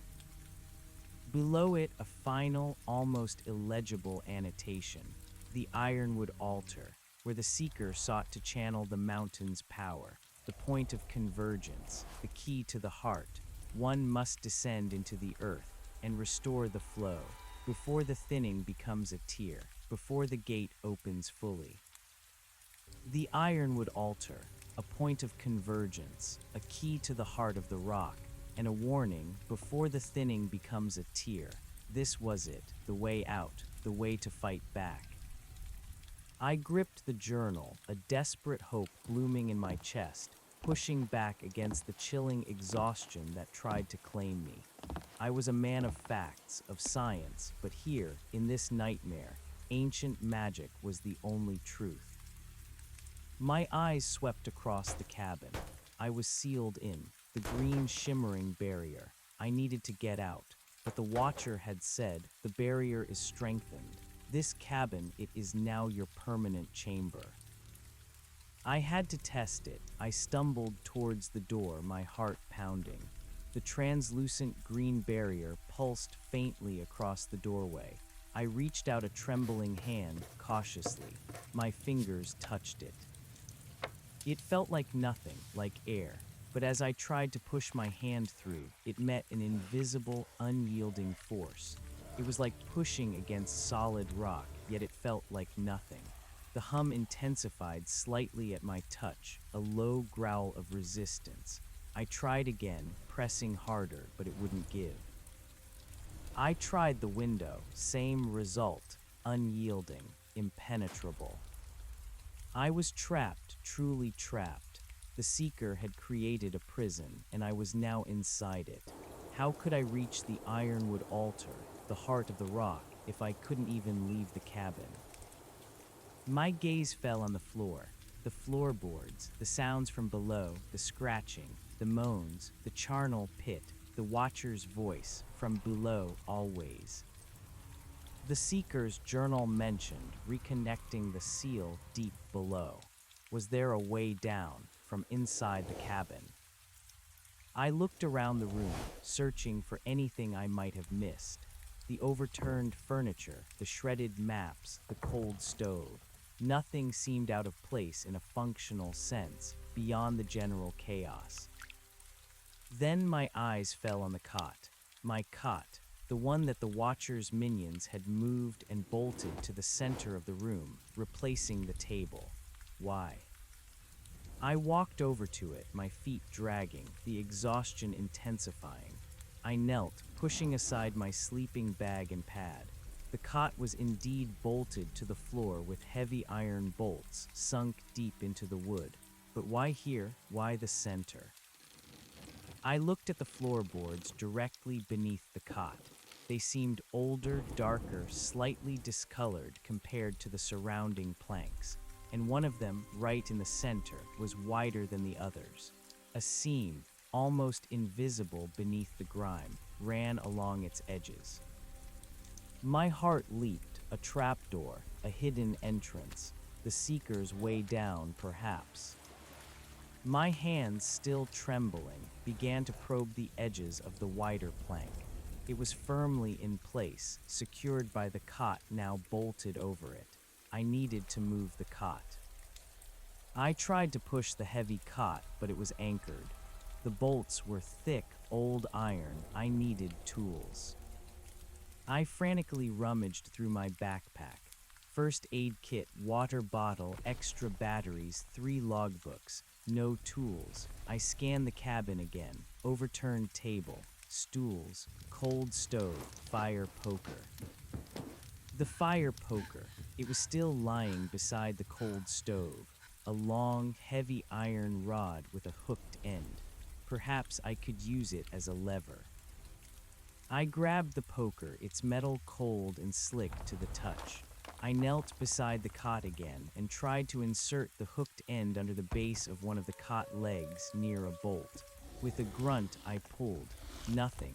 The cot didn't budge. The bolts were too secure. Frustration welled up, mingling with my fear and exhaustion. I was so close. The answer was right beneath my feet, but I couldn't reach it. I leaned against the cot, defeated, my head spinning. The hum pulsed, seemingly mocking my struggle. My vision swam. I closed my eyes for a moment, trying to gather my strength to think clearly. Think, what would a ranger do? What would the Seeker do? The Seeker built this place. He would have known how to access any hidden passage, and if the cot was bolted over it, it was a deliberate act, perhaps by the watcher to keep me out of the way down, or perhaps by the seeker himself, a desperate measure to keep them contained, knowing the passage was compromised. Wait, the watcher had picked up Sarah Jenkins' journal. It had scanned its pages, read her frantic entries. It had spoken of the rules being mutable, twisting. It had seemed to enjoy the game. It had also shattered my phone, destroying my last connection to the outside world. It had trapped me in the cabin. It wanted me to play its game. What if the cot was not just a barrier, but part of a new game, a new challenge? I looked at the bolts again, 4 of them, thick, rusty iron. They were driven deep into the floorboards. I couldn't simply unscrew them.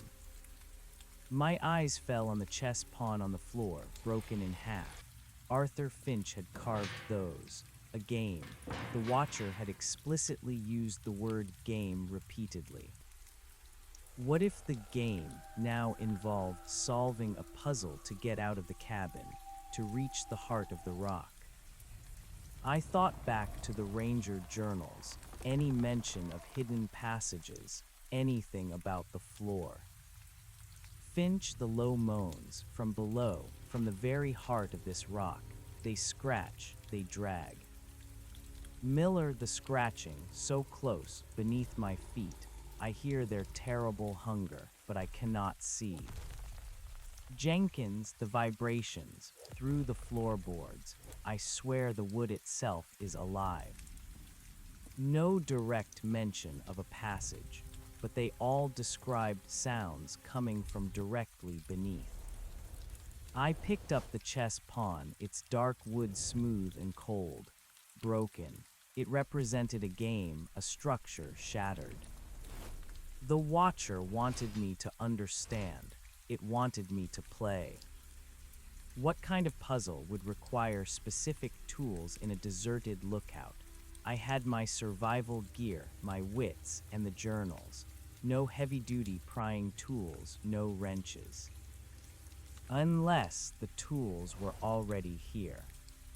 I looked at the overturned table again, and the stools. Could they be used, maybe not to pry, but to wedge? The bolts holding the cot were sunk into the wood. If I couldn't pull them out, could I break the wood around them, or lift the entire section of floor? My eyes darted to the axe, hanging on the wall near the door, its head dulled with age, but still looking sturdy. A basic, essential tool for a lookout keeper, the axe for chopping firewood, but also for prying, for breaking. A wave of apprehension washed over me. The axe, to break the very structure of the cabin, the very thing that was supposed to be my shelter, but it was also my prison, and perhaps the first step to freedom. I walked over to the axe, my steps heavy. It was old, its wooden handle worn smooth by countless hands. I grasped it. It was heavier than it looked. I carried it back to the cot, my heart pounding with a grim determination. The exhaustion was still there, the cold siphoning of my energy, but a spark of defiance had been ignited. I would not be a mere battery. I would fight. I knelt beside the cot again. The bolts were thick, old. The wood around them seemed equally aged, perhaps even brittle.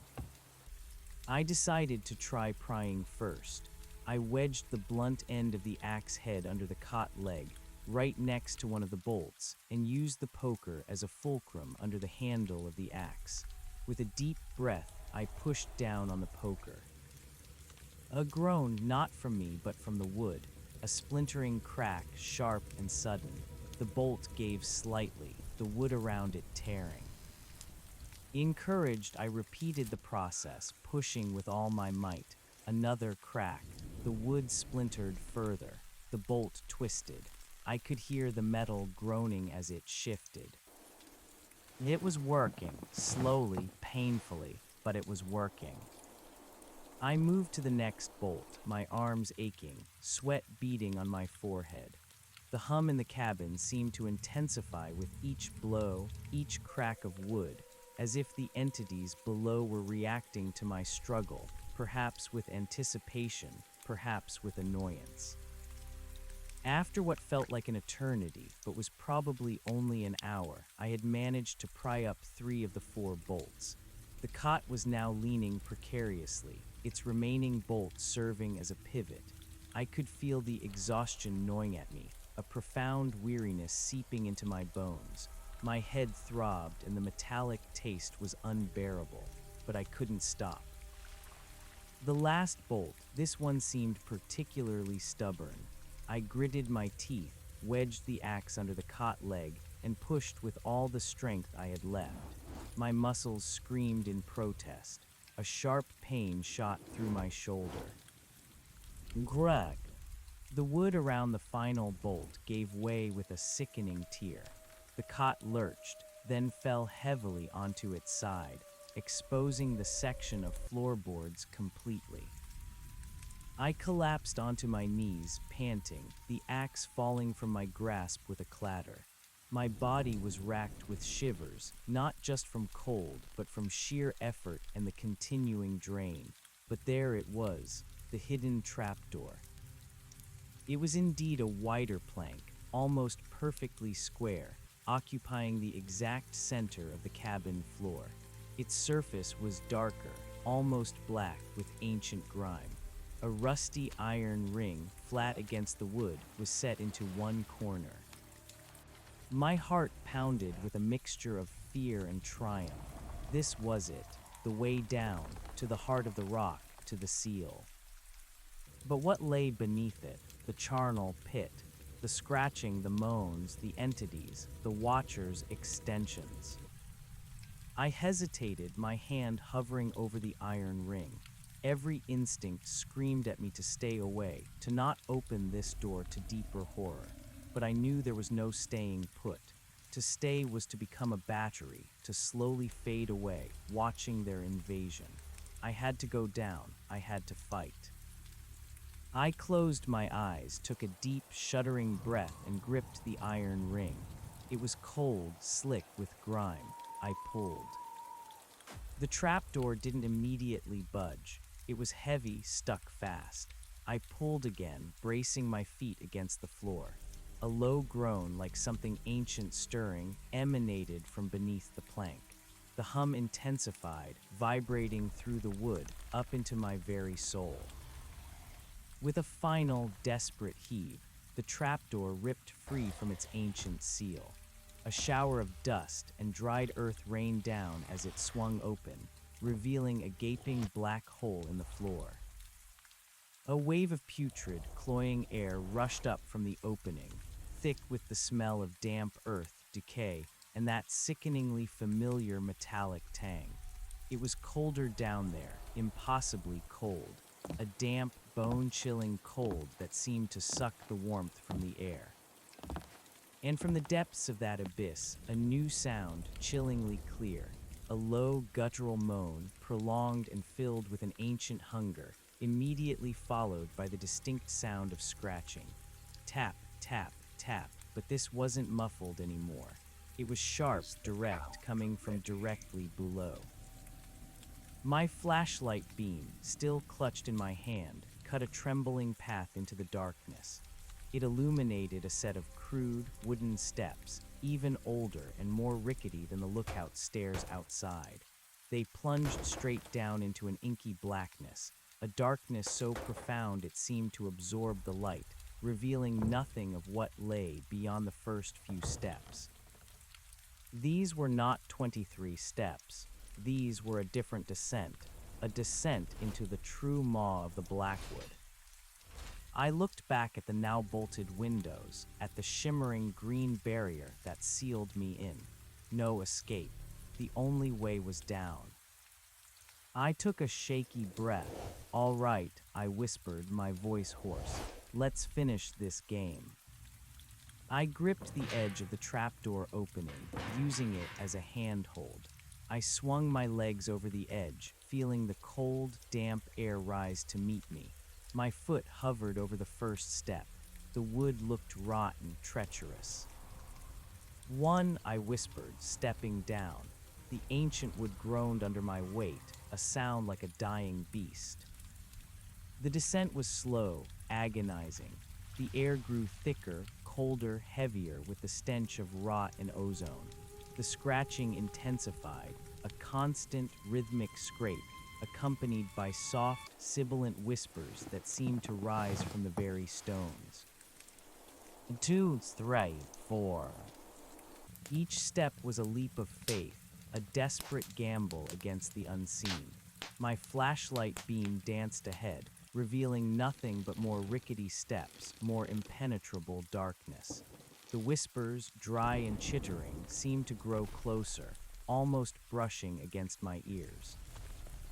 10, 11, 12. I was deep underground now. The walls of the shaft were rough-hewn rock, damp and covered in clinging moss. Strange, phosphorescent fungi glowed faintly in patches, casting an eerie, sickly green light that momentarily cut through the 13, 14, 15. Each word was a mantra against the encroaching dread. The air thickened with a putrid sweetness, like rotting fruit mixed with old blood. My flashlight beam, weak and flickering, danced wildly, casting grotesque shadows that seemed to writhe and stretch with the whispers. The scratching sound, incessant and unnervingly close, scraped against my nerves. It was no longer just a distant drone. It was a hungry chorus, a dry, chittering language that seemed to be speaking about me to me. 16, 17, 18. The steps grew slick with a slimy, greenish moss. My foot slipped and I plunged forward, catching myself just in time against the rough-hewn rock wall. My heart hammered against my ribs, a frantic drum against the hum that now thrummed through the very stone itself. The moss where my hand had landed felt cold and strangely viscous. I pulled my hand back, a shiver running down my spine. My flashlight beam, jostled by the near fall, finally revealed something beyond the immediate steps. The tunnel widened slightly, opening into a small, irregular chamber. And there, clinging to the damp rock walls like grotesque, giant fungi, were the shapes. They were gaunt, impossibly thin figures hunched over, their limbs too long, too spindly. Their skin, if it was skin, was a mottled gray-green, glistening faintly in the weak light. Pinprick eyes, like chips of obsidian, gleamed from their small, distorted heads. They were partially obscured by the shadows, but their presence was undeniable, a cold, predatory stillness. Their whispers, previously abstract, now seemed to coalesce, forming distinct, sibilant sounds that brushed against my ears. "He comes, the new one, the keeper." My blood ran cold. They were here, directly below me. The Watcher's extensions, its hands, its voices. I had stumbled directly into their lair. 19, 20, 21. My voice was barely a whisper, a desperate prayer. I forced myself to continue the count, a futile attempt at order in this chaos. My legs ached, heavy with exhaustion, and the insidious draining of my energy was a palpable sensation now, a constant internal chill. As I took the 22nd step, the tunnel narrowed again, forcing me to squeeze past a jagged outcropping of rock. The figures on the wall seemed to draw back, melting deeper into the shadows, but I could feel their collective gaze, 1,000 unseen eyes boring into me. The air grew heavy, thick with their presence, and the stench became almost unbearable. 23, I gasped, my foot landing on a flat, cold patch of earth. I had reached the bottom of the makeshift stairs. The tunnel here opened into a larger cavern, circular and roughly hewn, like a massive inverted bowl. My flashlight beam struggled against the oppressive darkness. The floor was not solid rock, but a churning, viscous mud, strewn with the same small, brittle bones I had felt beneath the lookout. Ribs, vertebrae, finger bones, tiny skulls, a grotesque carpet of death. The low moans that Finch had heard, the sounds of dragging and scraping that Miller had described, resonated from every direction. And the figures, they were everywhere. Hundreds of them, perhaps thousands, clinging to the walls, hunched in the corners, some even partially submerged in the muddy floor. They were smaller than I had imagined from the seeker's drawing, perhaps the size of small, malnourished children, but their numbers were overwhelming. Their pinprick eyes, like scattered embers in the gloom, flickered as they turned to face me. The whispers rose to a fever pitch, a dry, rustling chorus that seemed to vibrate in my bones. The offering, the tribute, the new light. I stumbled backward, tripping over something unseen in the mud, and landed with a sickening splash. The cold, putrid muck soaked through my jeans. My flashlight clattered, its beam now pointing erratically towards the ceiling, casting dancing shadows. In the momentary disorientation, I saw them. They moved, slowly, deliberately. They began to unpeel themselves from the walls, emerging from the shadows like grotesque plants taking root. Their spindly limbs extended, cracking with faint, sickening sounds. Their forms, once vague, solidified into sharp, bony outlines against the dimness. They weren't ethereal spirits. They were physical, tangible creatures, moving with an unnatural grace that belied their awkward appearance. One of them, closer than the others, shuffled forward, its head, disproportionately small, tilted to the side. Its long, skeletal fingers, tipped with tiny, needle-sharp claws, twitched. Its whisper, clearer than the others, hissed, "The seeker's path you follow to the heart." My mind, though reeling with terror, latched onto that word, heart. They knew what I was looking for. They knew about the seeker's seal. This wasn't just a random encounter. It was part of their twisted game. I scrambled to my feet, my boots sinking into the thick mud.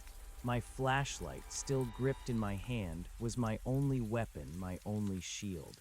I swept its beam across the cavern, trying to find an exit, a path, anything that wasn't choked with these horrifying entities. The cavern was a labyrinth of shadows and rock formations. Massive roots, thick as tree trunks, snaked down from the ceiling, plunging into the muddy floor like the tentacles of some unseen leviathan. They pulsated faintly with that sickly green glow, the same light I'd seen through the bark-covered windows of the cabin, the same light that emanated from the Watcher. This was the source of the energy, the power they were siphoning.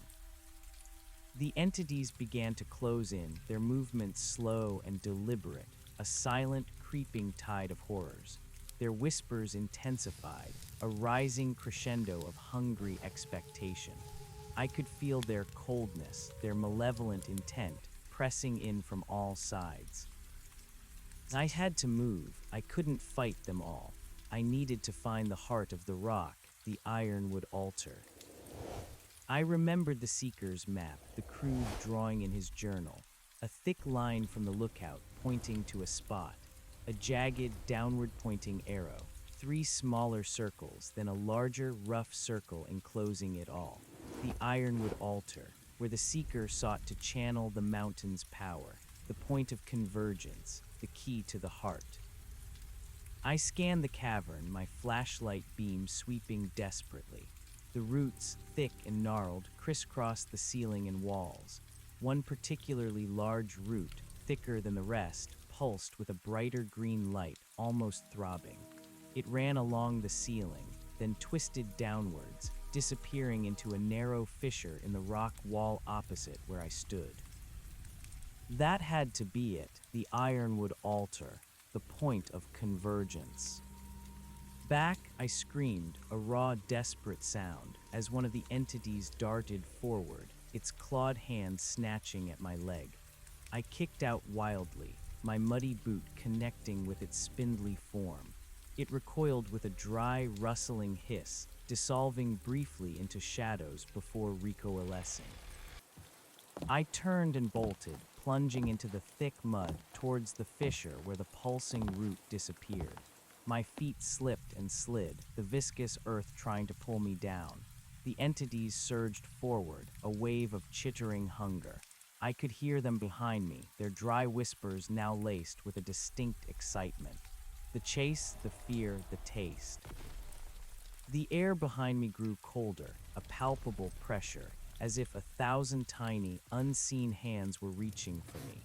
I could feel the draining intensify, a cold, empty feeling spreading through my chest, making my limbs heavy, my head swim. My flashlight beam, my only guide, grew dimmer, as if its battery too was being affected by their presence. I reached the fissure, a narrow opening just wide enough for me to squeeze through. The pulsing green root, thick and gnarled, was embedded in the rock, almost forming a natural archway. I hurled myself through, scraping my shoulders against the rough stone, ignoring the pain. The passage beyond was a tight, winding tunnel, dark and claustrophobic. The roots here were even denser, a tangled mess of glowing green tendrils that snaked through the rock, pulsating with that strange, malevolent energy. The hum was deafening here, vibrating through the very stone, making my teeth ache. The scratching and whispers of the entities were muffled behind me, but I knew they were coming. They were right behind me. I scrambled forward, half crawling, half stumbling, the mud sucking at my boots. The passage twisted and turned, disorienting me. My flashlight beam danced frantically, revealing nothing but more roots, more rock, more oppressive darkness. Then the tunnel opened up again, not into another cavern, but a vast, underground chamber, unlike anything I had ever seen. This was not a natural cavern. This was a place of construction, ancient and monumental. The walls were smoothed, almost polished rock, adorned with carvings that mirrored the symbols in the Seeker's journal. Concentric circles, intersecting lines, crude pictographs of the lookout cabin, and the gaunt, spidery figures. The air here was heavy with a profound stillness, a silent power that made the hairs on my arms stand on end. In the center of this chamber, rising from the floor like a giant, petrified tree stump, was a massive structure of what could only be ironwood. It was a dark, impossibly dense wood, almost black, streaked with veins of that familiar, sickly green light. It was roughly circular, like a huge altar, covered in the same intricate carvings as the walls. And from its base, plunging deep into the floor, were colossal roots, thick as entire trees, glowing with an intense, steady green light. These were the true heart of the rock, the Seeker's seal, the point of convergence. This was the ironwood altar. But it was not alone. Around the base of the altar, arranged in a precise, geometric pattern, were 23 smaller pillars of the same dark ironwood, each one pulsed with a faint, flickering green light like dying embers. And on the top of each pillar, embedded in a shallow depression, was a small, desiccated, and perfectly preserved human skull. My breath hitched, the Rangers, not just their souls, not just their fear, but their physical remains. Their skulls used as some grotesque ritualistic offering to channel their life force, their consciousness. The tribute wasn't just an abstract draining, it was a physical consumption, a binding of their essence to the seal. And then I saw it. On the central ironwood altar, in a similar depression, lay a single, larger, more ancient skull. Its bone was stained dark, almost black with age, and a crown of thorn-like growths similar to the Watcher's was intricately carved into its forehead. This was the Seeker's skull, the original keeper. He had indeed trapped himself, or been trapped, his own life force used to power the very seal he had created. The green roots of the altar, once vibrant, now pulsed with a weak, irregular rhythm like a dying heart. This was the leaking the journal spoke of. The seal was failing. A low, guttural growl echoed from behind me. I spun around, my flashlight beam cutting through the gloom. The entities, a multitude of them, were pouring into the chamber from the winding tunnel, their pinprick eyes gleaming with renewed hunger. They paused at the entrance, their whispers a collective, chilling sigh, as if in reverence for the altar, for the power it represented. They were not attacking, not yet. They were waiting, watching. I was at the ironwood altar. I had found the heart of the rock, but I was trapped, surrounded by the Watcher's extensions, my life force draining, my only hope a failing, ancient seal. I looked at the Seeker's journal still clutched in my hand, then at the massive ironwood altar. To break the siphon, to reverse the flow, one must find the heart and reconnect the seal. How did one reconnect something so ancient, so mystical? And with these entities closing in, how could I even approach it? My flashlight, growing steadily dimmer, flickered ominously. The hum emanating from the altar and the surrounding roots seemed to deepen, becoming more resonant, almost a song. I took a shaky step towards the altar, my eyes scanning its carved surface. There had to be something, a mechanism, a key, a way to interact with it. The entities remained at the tunnel entrance, a silent, unblinking wall of horrors. Their whispers had subsided, replaced by a low, expectant drone. They were waiting for me to make my move, to play the next stage of the game. I reached the altar, my hand tracing the ancient, weathered carvings. They felt cold, smooth, impossibly old. The faint green veins in the wood pulsed beneath my fingertips. The Seeker's skull lay there, empty eye sockets staring up at the cavern's ceiling, a grim warning. I pulled out the other 3 Ranger journals from my backpack: Finch, Miller, Jenkins. I placed them carefully on the altar, beside the Seeker's journal, almost as if preparing for a ritual.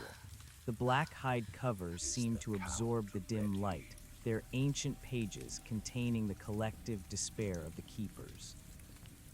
The hum intensified slightly, almost acknowledging their presence.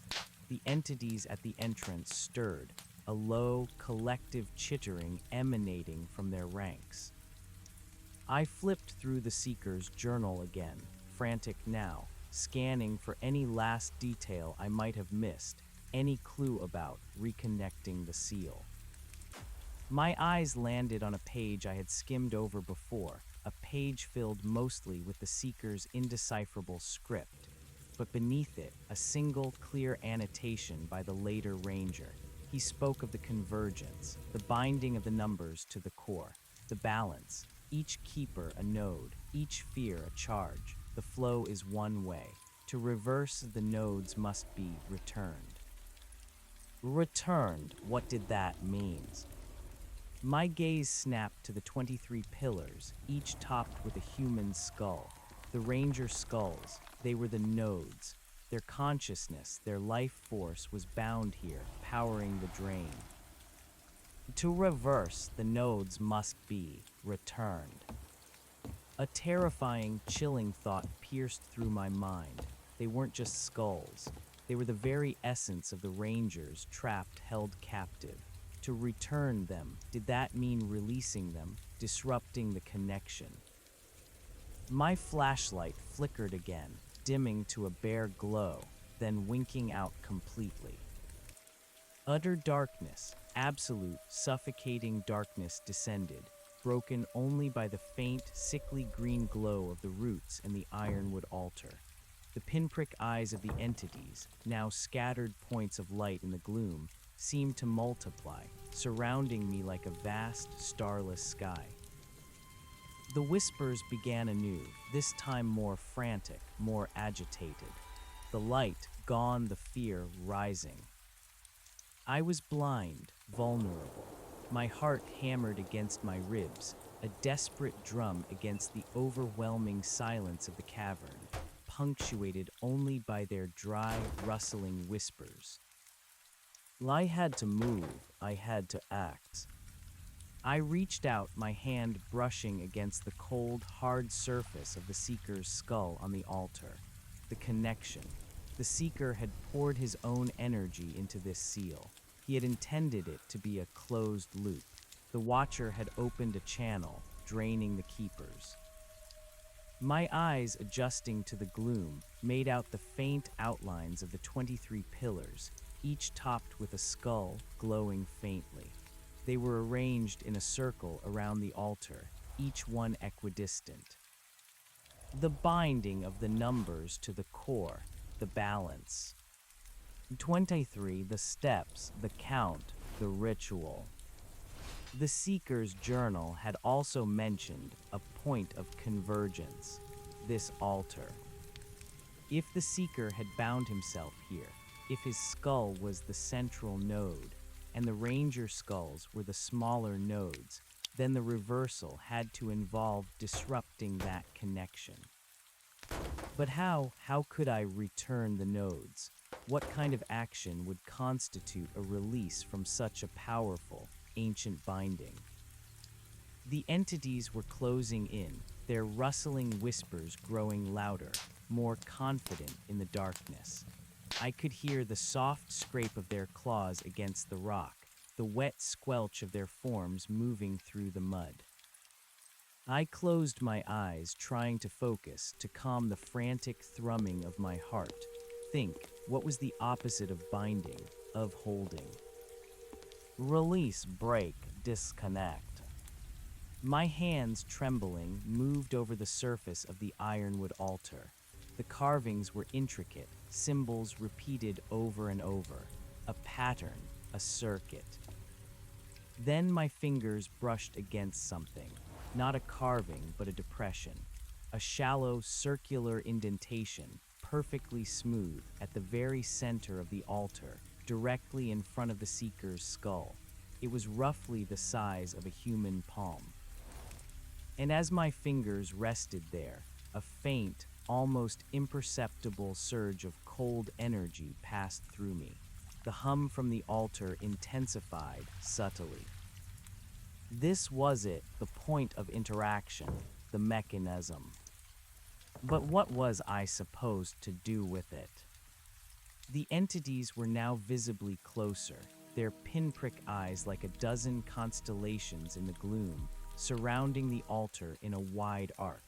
Their whispers were a dry, sibilant chant, their excitement palpable. They were waiting for me to fail, to become another skull. My mind raced, the Watcher's words. The rules are mutable, they adapt, they twist. The game had changed. The count was over. Now the true tribute. I had to reverse the flow, to disconnect the siphon. My gaze fell on the Seeker's journal, then on the other 3 Ranger journals. Each keeper a node, each fear a charge. If the skulls were the nodes and the altar was the core, and my life was being siphoned, then I was also a node now, the latest keeper. I placed my entire palm into the circular depression on the altar.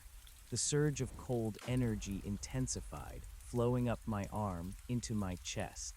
The hum resonated through my entire body, a painful vibration that threatened to tear me apart.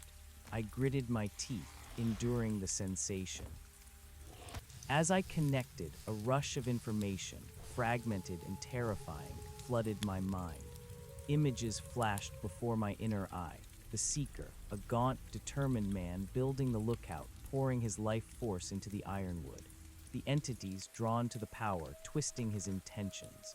Rangers, one by one, succumbing to madness, their fear a delicious feast, their essence drawn into the seal. The Watcher growing stronger, an ancient hunger feeding on despair. It was too much. The information, the fear, the draining, it threatened to overwhelm me, to shatter my sanity. I felt my grip on consciousness waver. But amidst the chaos, a single, clear thought resonated, not my own, but a faint, desperate echo from the seeker himself. Release. The binding is fear. The undoing is defiance. Defiance, not just survival, not just escape, but an active, conscious act of rebellion against their game. I looked at the skulls, 23 of them, each a silent scream, each a victim. My hand still pressed against the altar. I forced myself to focus. What was the ultimate defiance against a parasitic entity that fed on fear and siphoned life? To give them nothing, to return what they have stolen. The Seeker's last annotation: one must descend into the earth and restore the flow, before the thinning becomes a tear, before the gate opens fully. Restoring the flow, reversing the siphon, it had to be through this altar. My mind, though ravaged, seized upon a desperate idea. The Watcher had said, "Your vitality, your spark, it will power the gateway. It will allow us to grow stronger." What if I could overload the siphon? What if I could not just stop the drain, but reverse it, throwing my own defiant energy, my own still vibrant spark, back into the system, but in a way that would disrupt their connection? The Watcher fed on fear, on broken counts, on stolen vitality. What if the antidote was the opposite? An act of courage, a deliberate sacrifice, not of my life, but of their stolen gains. I pulled my hand from the depression for a moment. The rush of information ceased, the hum lessened slightly. The entities stirred again, their whispers rising in frustration. He withdraws, the spark, the fear, it fades. No, my fear was still there, but a cold, hard resolve was beginning to crystallize within me. This was my fight, my last stand. I looked at the 23 Ranger skulls, the empty sockets of their eyes.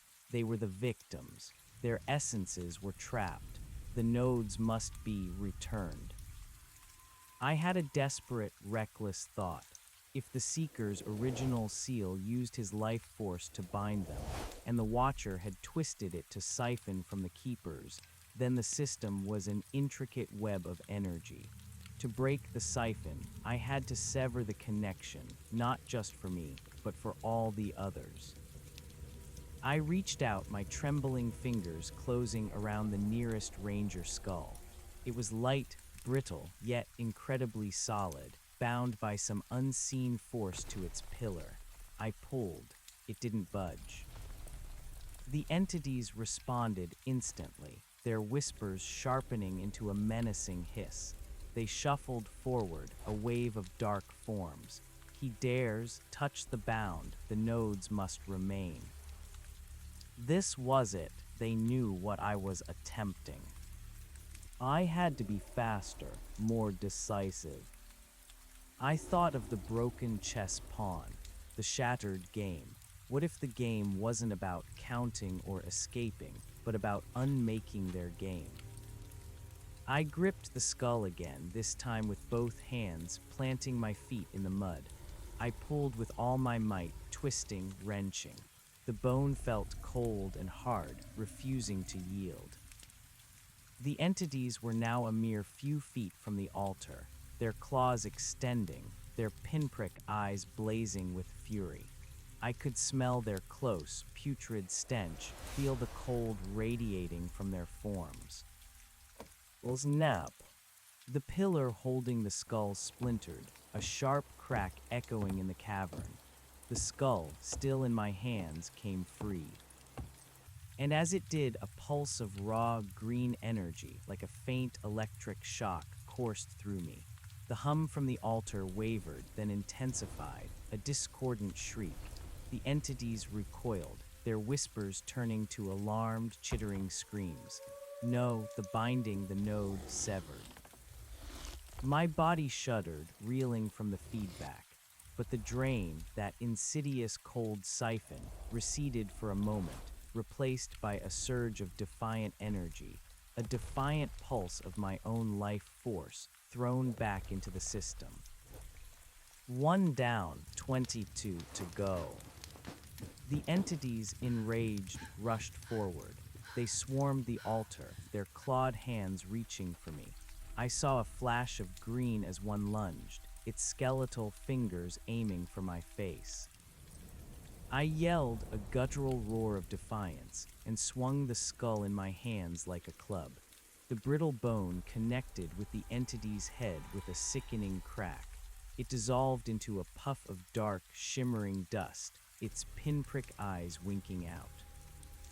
Its demise was immediate and absolute. It wasn't just physical, it was undone. My breath hitched. The skull itself seemed to absorb the entity's essence, pulsing faintly in my hands. This was the weapon, the means to fight back. The very essence of their victims turned against them. I didn't hesitate. I spun, swinging the skull with renewed fury. The entities were a chaotic blur of shadows and green eyes. I smashed the skull against another pillar, grabbing the new one, tearing it free with a grunt. Snap! Another pulse of green energy, another shriek from the Watcher's extensions. I was in a frenzy now, a desperate dance of destruction. The air was thick with the dust of disintegrating entities with their agitated chittering. My arms ached, my muscles screamed, but I ignored the pain, ignored the exhaustion.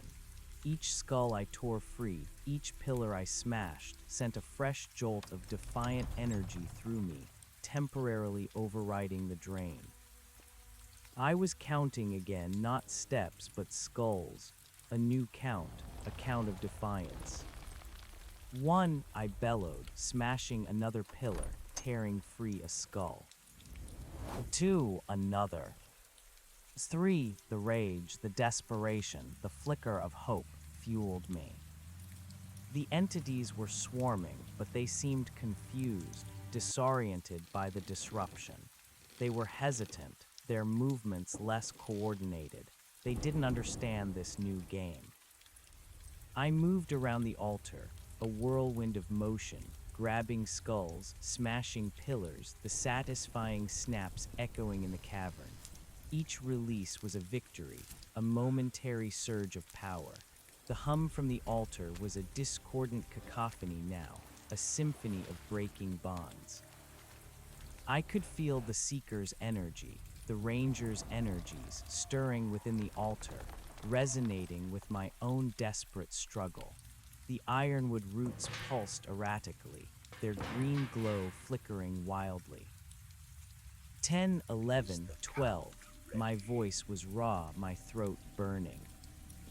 I was drenched in sweat, mud, and some unknown ichor from the dissolving entities. My clothes were torn, my body bruised, but I felt a strange, almost manic exhilaration. I was fighting back. I was undoing their game. As I reached the midpoint, I heard a different sound, a deep, resonant growl echoing from the very walls of the cavern. It was not the chittering of the extensions. It was something far larger, far more ancient. The Watcher. A cold, oppressive dread settled over me, stronger than any fear I had yet felt. Its presence, previously a telepathic whisper, was now a physical weight, pressing down on me, making my limbs heavy, threatening to paralyze me. Cease, its thought boomed in my mind, a furious, resonant bellow that shook the very foundations of the cavern. The ground trembled beneath my feet. You violate the contract. You desecrate the binding. The remaining entities, hearing their master's voice, suddenly surged with renewed aggression. They lunged at me, no longer hesitant, their small claws ripping at my clothes, tearing at my skin. I screamed, a desperate, animalistic sound, as a claw raked across my arm. blood welled up, hot and sticky, but I refused to stop. 15, 16, 17, I roared, smashing another pillar, ignoring the pain. The Watcher's fury was palpable. From the deepest shadows behind the altar, a deeper, profound darkness began to coalesce. It was larger than before, more defined, its thorny crown shimmering with malevolent intent. It was emerging directly into the cavern, not through a window, but from the very rock itself. I had triggered its full manifestation. I had pushed too far. You defy the ancient covenant, little man. You shall be undone. Your essence shall fuel our wrath. Its thoughts were a burning agony in my mind, searing through my consciousness. But I had to finish. I had to free them all. 20, I yelled, wrenching free another skull. The energy surge almost blinded me. My body was screaming, but my will was unyielding. Only three more skulls. The Watcher was fully formed now, an impossibly tall, slender silhouette against the pulsing green roots, its swirling abyssal eyes blazing with a furious emerald fire. Its impossibly long, skeletal hand shot out, not at me, but at the altar itself, as if trying to rebind the severed connections with its own raw power. The ironwood altar groaned, a deep, resonating hum of agony. The roots around it pulsed wildly, their green light flaring, then dimming, as if in a struggle for dominance. I lunged for the next skull. 21, I tore it free, my fingers scraping against the rough bone. The Watcher let out a shriek, not of rage, but of pain, a dry, rustling sound that tore at the fabric of the air. Its form wavered, shimmering violently, as if my actions were destabilizing its very being. I knew then this was working. Each released skull, each severed node, was a blow against the Watcher, against the siphon. 22, I screamed, my voice cracking as I grabbed the second-to-last skull. The energy surge was immense, almost overwhelming, but I embraced it. The Watcher roared, a sound that shook the entire cavern, sending cascades of rock and dust raining down from the ceiling. Its form twisted and writhed, its abyssal eyes narrowing into slits of pure, incandescent green. It lunged, its impossibly long arm reaching, not for the altar, but directly for me. Its clawed hand, shimmering with raw power, closed around my shoulder. A searing, agonizing cold shot through me, 1,000 needles of ice plunging into my flesh. I cried out, the pain blinding, debilitating. The draining intensified, a sudden, powerful, wrenching sensation, as if my soul was being ripped from my body. My vision swam, the cavern blurred. The entities rushed in, their chittering whispers now a triumphant chorus, believing their master had me. But my hand, even through the agony, was still clenched around the penultimate skull. My gaze, even through the blurring, fixed on the last, lonely skull, still bound to its pillar on the altar. One more, just one more. A desperate, primal surge of defiance, of pure, unadulterated will, ignited within me. I refused to be another skull. I refused to be another battery. With a final, gargantuan effort, I twisted my body, ignoring the excruciating pain in my shoulder, ignoring the draining, ignoring the entities clawing at me. I brought the skull in my hand down with all my remaining strength, not against an entity, but against the last ironwood pillar.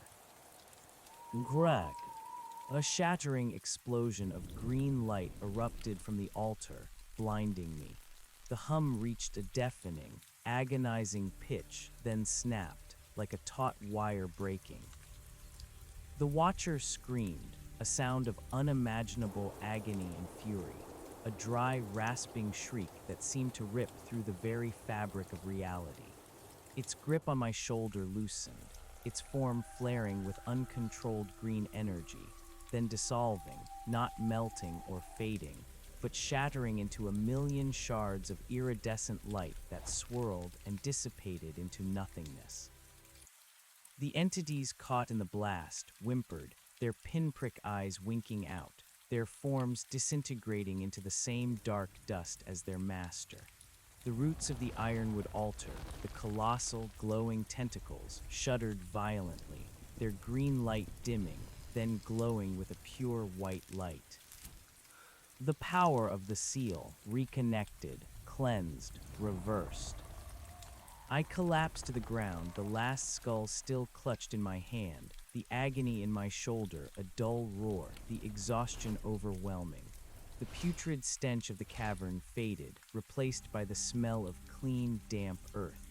The coldness receded. The silence was profound, absolute, broken only by my ragged breathing. The green light from the roots of the altar solidified into a steady, brilliant white. The Seeker's skull and the 23 Ranger skulls now pulsed with a soft, ethereal white glow, no longer bound but released. Their essences were free. I lay there in the quiet for what felt like an eternity, my body trembling, my mind slowly piecing together what had happened. I had broken the siphon. I had released the keepers. I had shattered the watcher. But the seal remained. The ironwood altar, the lookout above, the blackwood, they were all still here. Slowly, painfully, I pushed myself up. My shoulder throbbed, a deep, bruising ache, but the insidious draining was gone. I felt weak, utterly spent, but my own vitality, my spark, was my own again. The altar hummed, but it was a different hum now. A low, resonant thrum of stability, of power contained, not siphoned.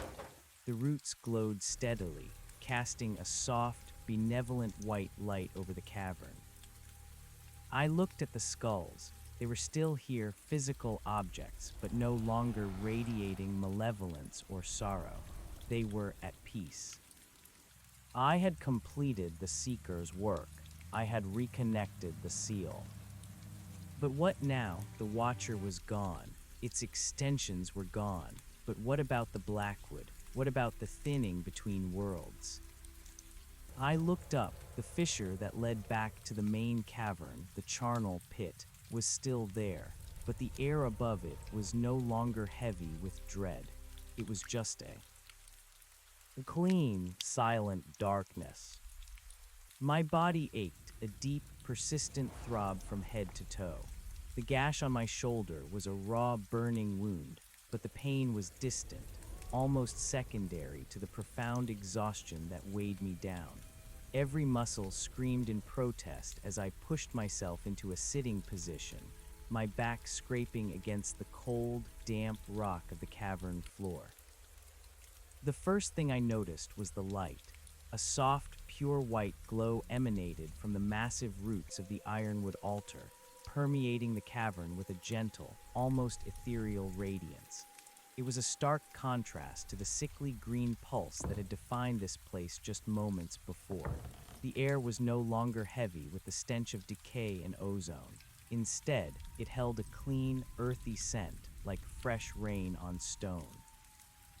The silence was deafening, a palpable absence after the Watcher's furious roars and the chittering whispers of its extensions. There was no hum, no subtle vibration beneath my feet, only the faint, rhythmic thrum of the altar itself, a sound of immense, contained power, not of siphoning. My eyes slowly adjusted to the soft white light. The 23 smaller pillars around the altar were still there, but now they glowed faintly with the same serene white light. And on top of each, the Ranger skulls, along with the larger, ancient skull of the Seeker on the central altar, shimmered with a soft, internal luminescence. They looked peaceful at rest, no longer conduits of fear and despair, but rather vessels of quiet remembrance. The thorn-like carvings on the seeker's skull, once menacing, now seemed like delicate filigree, part of the altar's intricate design. I reached out, my trembling fingers touching one of the skulls. It was cool, smooth, and seemed to hum with a faint, internal energy. A wave of profound peace, mingled with a lingering echo of sorrow, washed over me. It was as if I could feel their presence, their released spirits, no longer tormented, but finally free. I had done it. I had broken the siphon. I had released them. I had shattered the Watcher. But the Blackwood, the thinning, the gate, what now?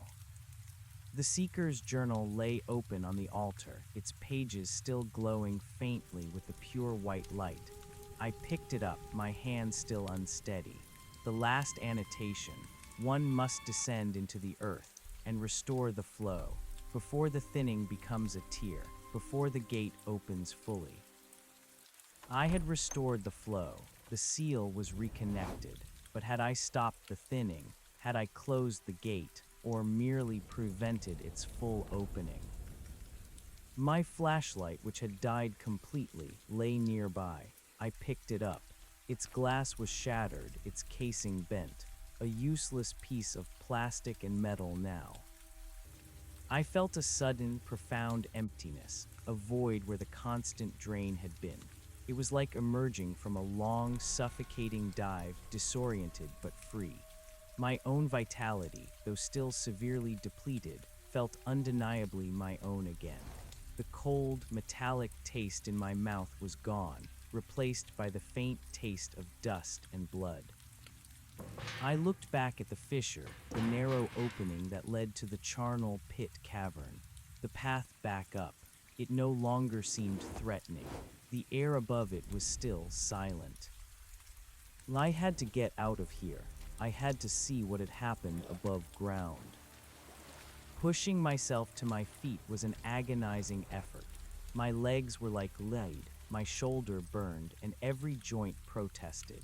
I staggered, leaning heavily against the ironwood altar for support. The faint, steady thrumming of the wood seemed to lend me a strange, almost spiritual strength. I took one last look at the glowing skulls, the serene white light of the altar, a silent promise. "Thank you," I whispered, my voice hoarse. "Thank you for the warning, for the hope." Then, clutching the Seeker's journal and the 3 Ranger journals tightly to my chest, I began my slow, painful journey back towards the fissure. The tunnel leading out of the altar chamber was still tight and winding, but the oppressive feeling was gone. The roots that snaked through the rock still glowed white, but their energy felt benign, protective. The deafening hum had subsided to a gentle resonance, a comforting vibration. I moved slowly, cautiously, my senses heightened. Every rustle of loose rock, every drip of water made me flinch, but there was no sign of the Watcher's extensions, no whispers, no scratching. They were truly gone. Emerging from the winding tunnel into the larger cavern, the charnel pit was like stepping into a different world. The viscous mud was still there, but the bones embedded in it no longer felt menacing. The darkness was profound without the altar's pure light, but the faint glow of the phosphorescent fungi on the walls seemed almost cheerful now. No pinprick eyes gleamed in the gloom, no gaunt figures clung to the walls. The air was clear, though still damp and cold. I navigated the muddy floor carefully, my boots sinking with squelching sounds, but the sense of dread had lifted. It was just a cave now, albeit one with a grim history. I reached the bottom of the makeshift stairs that led back up to the cabin. I looked up into the darkness, remembering the terror of my descent. This time, there was no chittering chorus, no whispers, no grasping coldness, just the dark, gaping maw of the shaft. Taking a deep, shaky breath, I began my ascent. "1," I whispered, my voice still raw, as I placed my foot on the first rickety step. The climb was physically arduous. My injured shoulder screamed with every upward movement, and my legs trembled from exhaustion. Each step was a battle against my own depleted strength, but there was a new lightness in my spirit, a fierce determination that propelled me forward. I wasn't just surviving anymore, I was reclaiming. The damp, moss-covered walls of the shaft seemed less menacing, almost welcoming in their solidity. The cold, putrid air from before was gone, replaced by a simple, cool dampness. 10, 11, 12. My count was a rhythm, a mantra of endurance. I was ascending, rising from the depths, leaving the terror behind. As I neared the top, a faint, almost imperceptible sliver of natural light appeared above, a pale gray against the blackness. My heart leaped. Dawn, or perhaps twilight, but it was outside light. 23, I gasped, my hand reaching the edge of the trapdoor opening. I pulled myself up, my muscles screaming in protest, and hoisted myself back into the cabin. I lay on the floorboards for a moment, gasping for breath, the ranger journals scattered around me. The cabin. It was dim, but not with the suffocating green gloom I had left. The light filtering through the bark-covered windows was a pale, muted gray, the faint light of a heavily overcast day. And the green, shimmering barrier. It was gone. Completely gone. The windows were just windows again, covered in bark. The door was just a door. My heart pounded with a surge of hope so intense it almost brought me to tears. I pushed myself up, scrambling to the door. My trembling hand reached for the latch. It was cold, rusty, but yielded easily. I pulled. The door creaked open, revealing the outside world. It was morning, or what passed for morning in Blackwood. The sky was a heavy, slate gray, but the light was clear, devoid of the oppressive green shimmer. The air, though still cool and damp, smelled of pine and damp earth, not the metallic tang or the cloying sweetness of decay. The forest, it was still there, the dense, ancient trees stretching towards the dim sky. The lookout was still perched on its rocky outcrop, but the sense of wrongness, the pervasive dread, the feeling of being watched, it was gone. I stepped out onto the porch, my legs unsteady. The world seemed muted, colors subdued, but it felt real again. Solid, grounded. The faint, rhythmic thrum from below was still present, a low pulse, but it was now a deep bass note beneath the silence of the forest, a sound of ancient power contained, not twisted. I walked to the edge of the porch, clutching the journals. I looked out at the trees, the ironwood, the ancient rock. They seemed vibrant, strong, no longer tinged with menace. The Blackwood was still the Blackwood, wild, remote, ancient. But the evil that had festered beneath it, the siphon that had drained its life and the lives of its keepers, was gone. I sank onto the steps, the sheer relief threatening to buckle my knees. I was free. The cabin was no longer a prison. The Blackwood was no longer a cage. I closed my eyes, letting the cool, clean air wash over me. The pain in my shoulder was a dull ache, but the emptiness in my chest was gone, replaced by a profound sense of exhaustion and peace. I sat there for a long time, just breathing, just existing. The sun, a pale disk behind the clouds, slowly began to rise higher, casting a faint, silvery light through the canopy. My thoughts slowly shifted from survival to the future. What now? The Watcher was gone, but the phenomenon of the Blackwood was not. The thinning, the gate, what had I truly done to them? Had I merely reset the seal, returning it to the Seeker's original protective purpose, or had I closed the gate entirely? The Seeker's journal, still in my lap, held the answers, or at least the clues. I picked it up, flipping through the brittle pages, searching for anything that would explain the new reality. My eyes fell on a page I hadn't noticed before, or perhaps hadn't fully comprehended. It was an addendum, a final, almost poetic entry in the Seeker's elegant script, translated by the later ranger with a trembling hand. The heart beats anew, the flow reverses. The binding is restored not to drain but to protect. The keepers are released, their purpose fulfilled. No longer a beacon for despair, but a shield against the hungry void. The thinning will recede, the gate will close, but the veil between worlds, once stretched thin, remembers its weakness. A wound once healed leaves a scar. The Blackwood will always be a place of power, a hinge of reality. And the keeper, the one who restored the balance, their purpose is not done. My purpose is not done. The words chilled me, even as they filled me with a strange sense of destiny. I was no longer a battery. I was no longer a victim.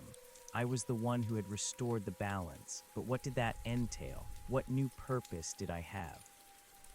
I looked around the familiar cabin, now stripped of its malevolence. The overturned table, the cot lying on its side, the cold stove, all familiar, yet seen with new eyes. This wasn't just a lookout anymore. It was a fulcrum, a point of power. I had to tell someone, I had to report what had happened. But my satellite phone was gone, shattered. My radio was useless. I was still miles from civilization, deep in the wilderness. And the thought of leaving, it felt wrong, incomplete.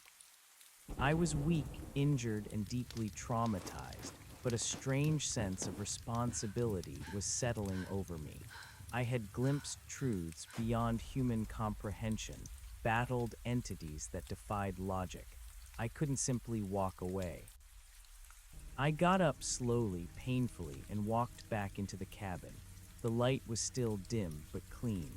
I began to set things right, picking up the overturned table, righting the stools. The cot, now free from its bolts, was easily pushed back to its original position against the wall. I found my sleeping bag and pad, surprisingly intact, and tossed them back onto the cot. The Ranger journals. I carefully placed them back into my backpack, along with the Seeker's journal.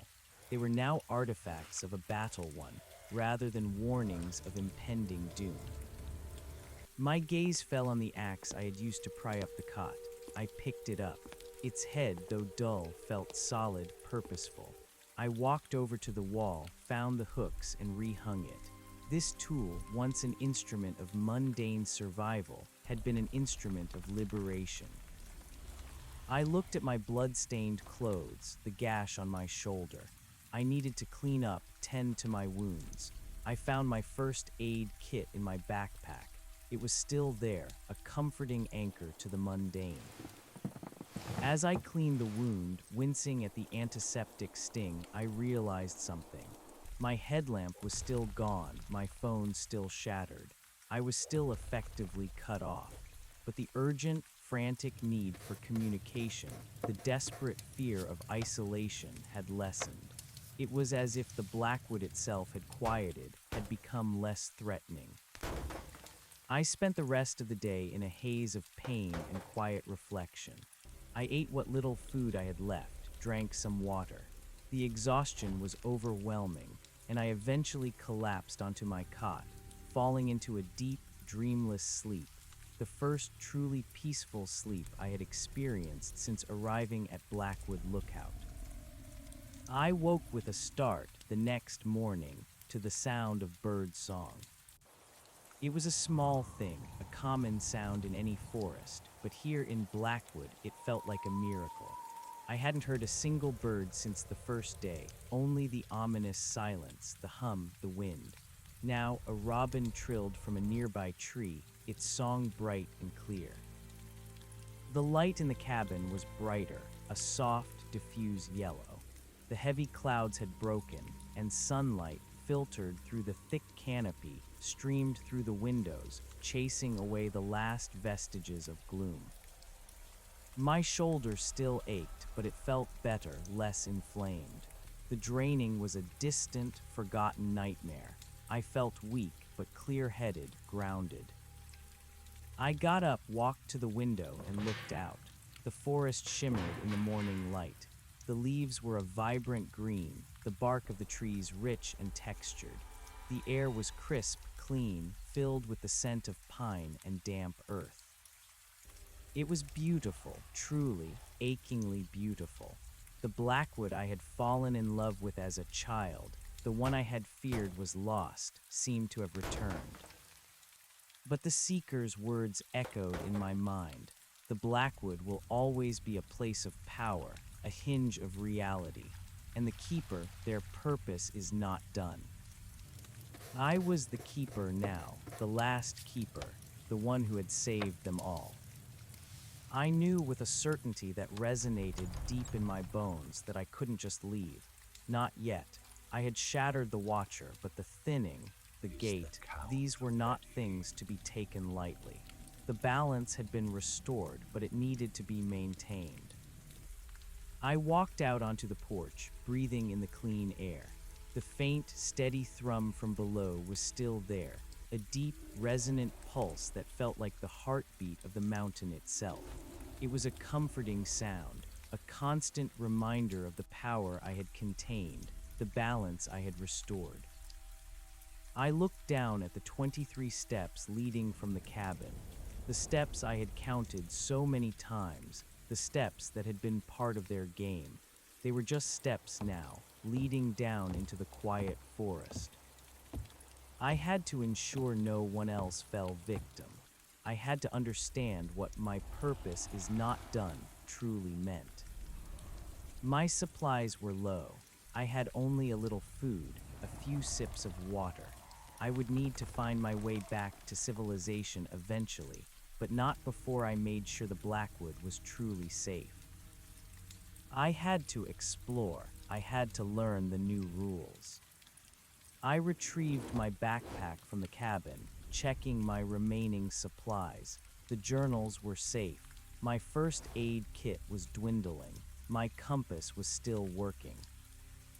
I looked towards the faint trail that led deeper into the forest, the trail I had ignored for so long, fearing what lay beyond.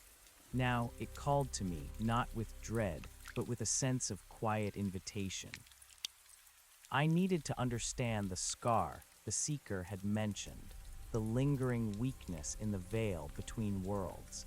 I needed to ensure the gate remained closed. I took a deep breath, the cold, crisp air filling my lungs. My shoulders still throbbed, a dull ache that served as a constant reminder of my battle, my victory, and my new responsibility. I began to walk slowly at first, then with a growing purpose, down the steps and onto the forest floor.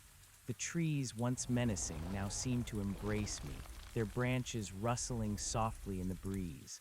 The birdsong followed me, a gentle melody in the quiet morning. I was no longer just a ranger. I was something more, a keeper, a guardian. I walked towards the edge of the Blackwood, towards the faint, overgrown path that led to the old fire road. I needed to see the boundary. I needed to understand the full extent of the Watcher's influence and how much it had receded.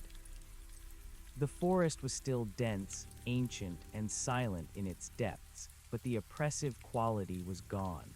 The shadows felt natural, not malevolent. The twisted shapes of the trees were simply nature's artistry, not monstrous forms concealing unseen horrors.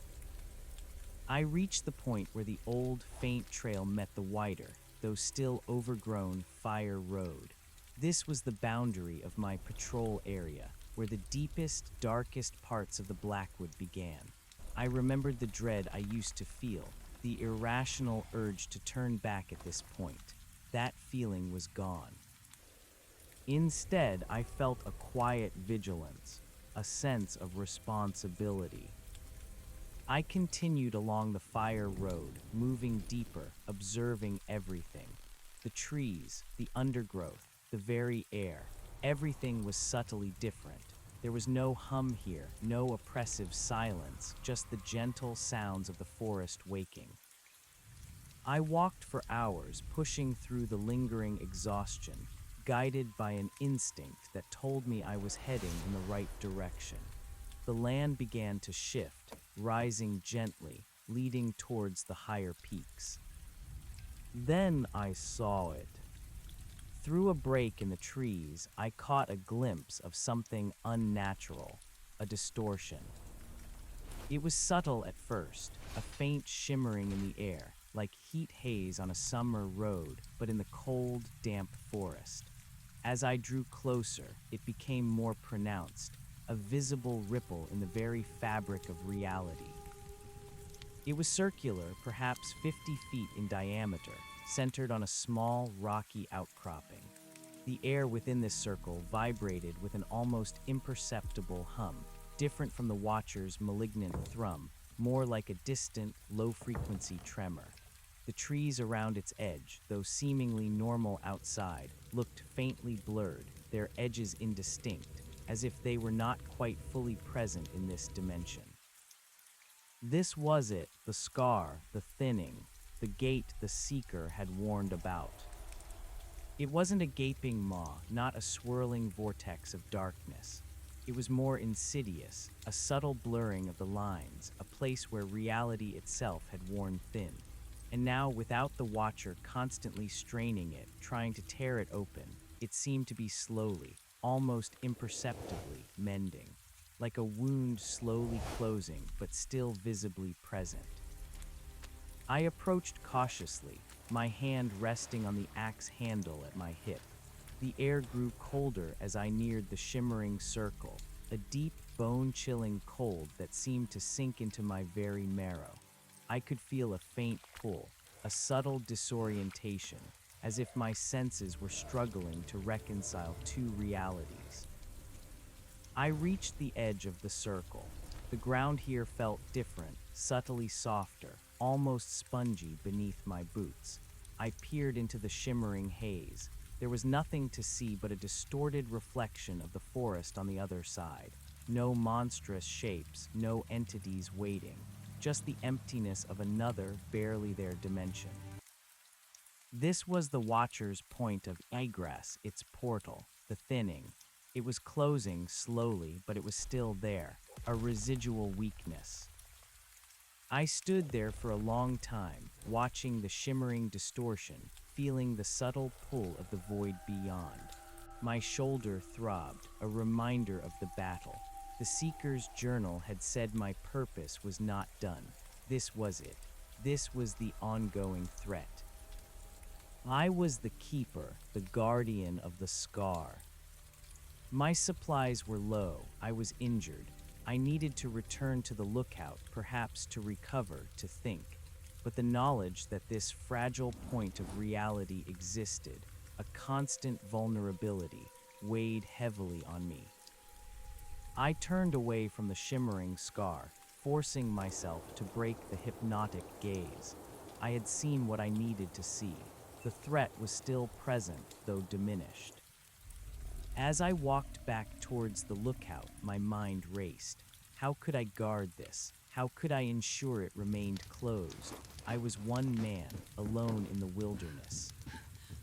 I needed to study the journals again, to truly understand the Seeker's intent, the nature of the seal, and how to maintain the balance. This was not just about survival anymore. This was about safeguarding. I spent the next few days in a quiet routine at the lookout. I rationed my food, tended to my healing shoulder, and meticulously reread every page of the Seeker's journal, cross-referencing it with the Ranger's annotations. The Ranger journals, once tales of mounting dread, now read as historical records of a struggle won. Finch's meticulous observations, Miller's quiet descent into terror, Jenkins' frantic, desperate final entries. They were no longer portents of my own fate, but testaments to the price of the Watcher's game. And now their souls were at peace, their sacrifices finally honored. The Seeker's journal, however, became my new Bible. I began to decipher more of his elegant script, understanding the nuances of his intentions, the power he had tried to wield, the ironwood, the ancient rock, the mountain's core. His original seal was a massive feat of mystical engineering, designed to bind not just entities, but the very fabric of the dimensional veil. The thinning, the gate, it was a natural vulnerability of the Blackwood, a place where realities touched. The Watcher had exploited it, widened it, intent on using it for a full invasion. My actions had shattered the Watcher and its siphon, allowing the seal to reconnect and the thinning to begin healing. But it would take time and vigilance. The Keeper, their purpose, is not done.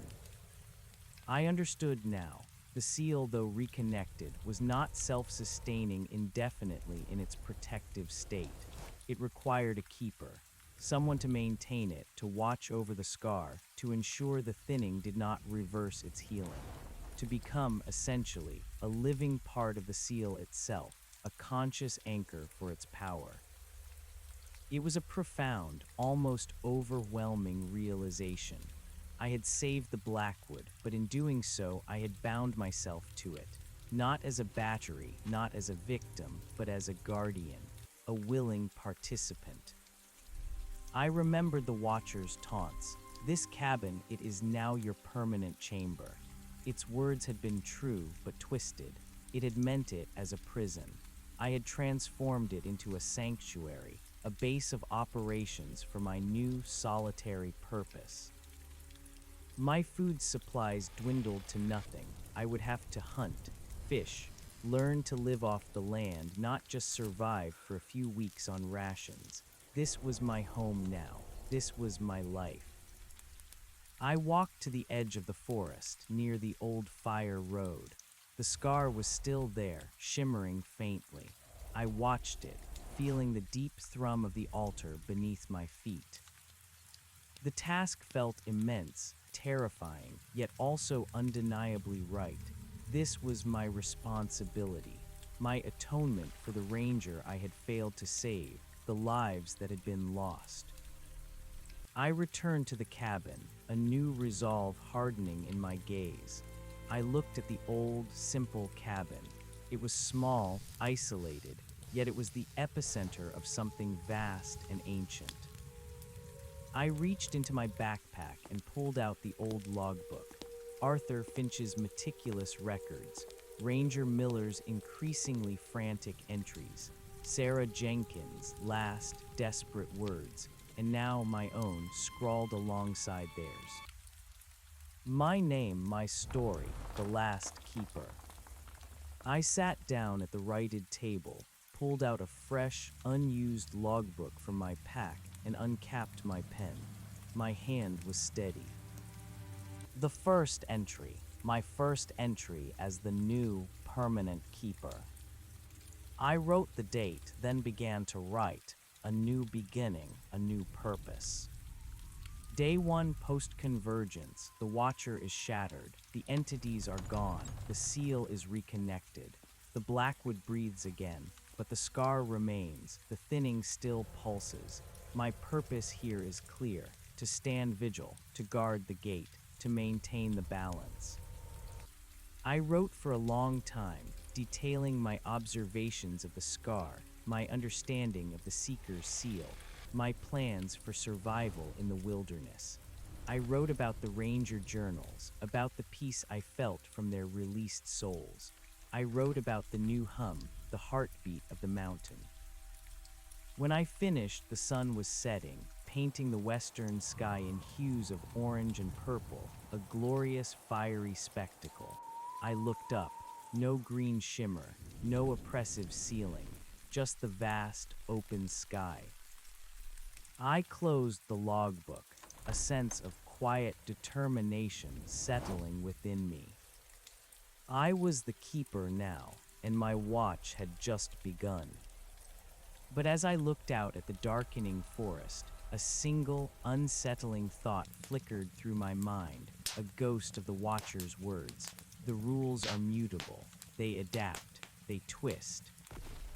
The Watcher was gone, but what other horrors might eventually learn to exploit the thinning? What new threats might emerge from the depths of the universe, drawn to the ancient power of the Blackwood, drawn to the scar that still lingered? My fight was not over. It had only just begun. I was prepared. But the vastness of the unknown, the infinite possibilities of what might yet emerge from beyond the veil, remained a chilling question mark. The Blackwood was calm, but the universe was endless.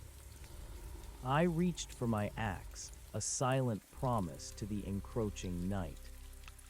The ranger awoke the next morning with a renewed sense of purpose. The Blackwood's dawn chorus filled the air, a symphony of chirps and trills that had been absent for so long.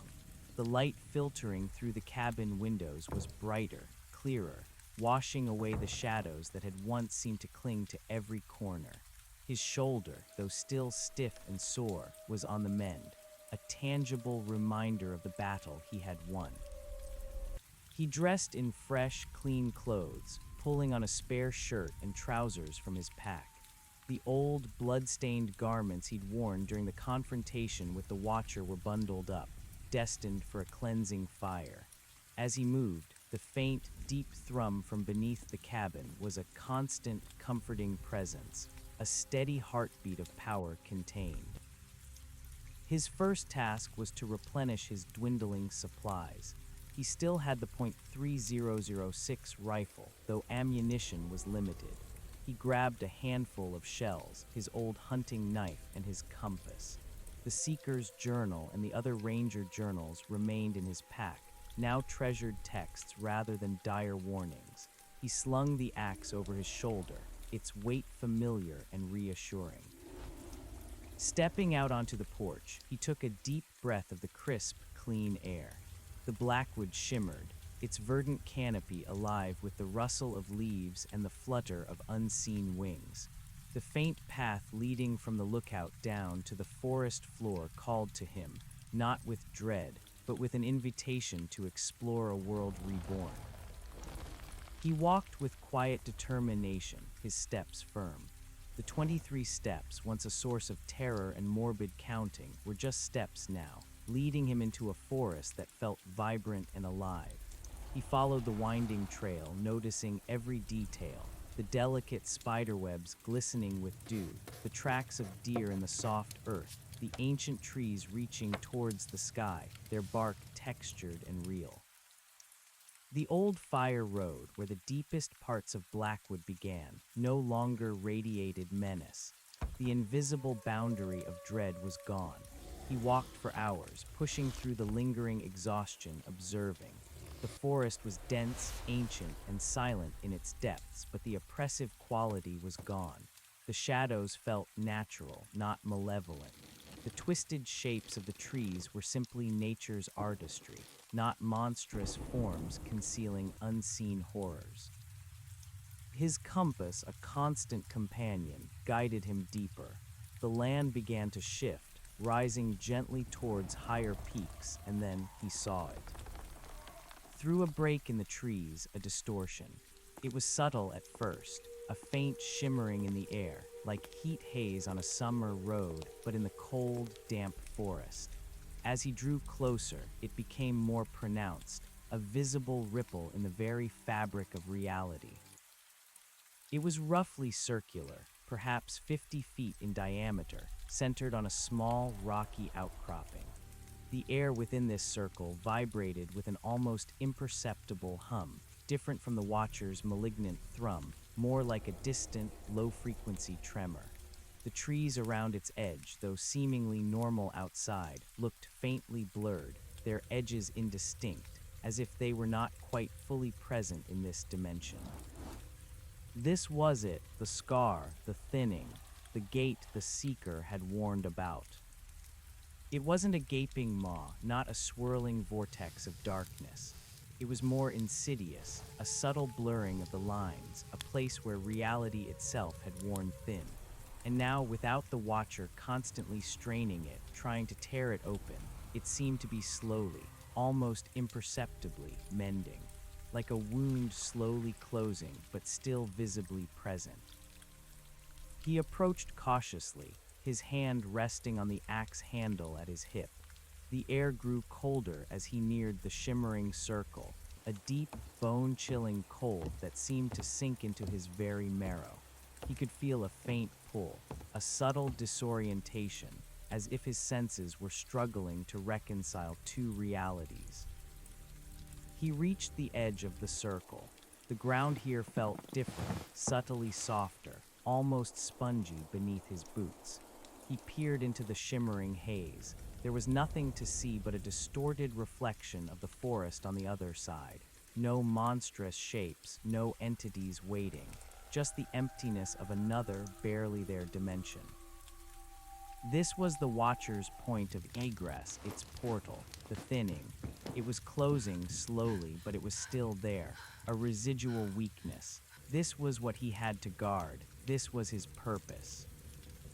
He stood there for a long time, watching the shimmering distortion, feeling the subtle pull of the void beyond. His shoulder throbbed, a reminder of the battle. The Seeker's journal had said his purpose was not done. This was it. This was the ongoing threat. He turned away from the shimmering scar, forcing himself to break the hypnotic gaze. He had seen what he needed to see. The threat was still present, though diminished.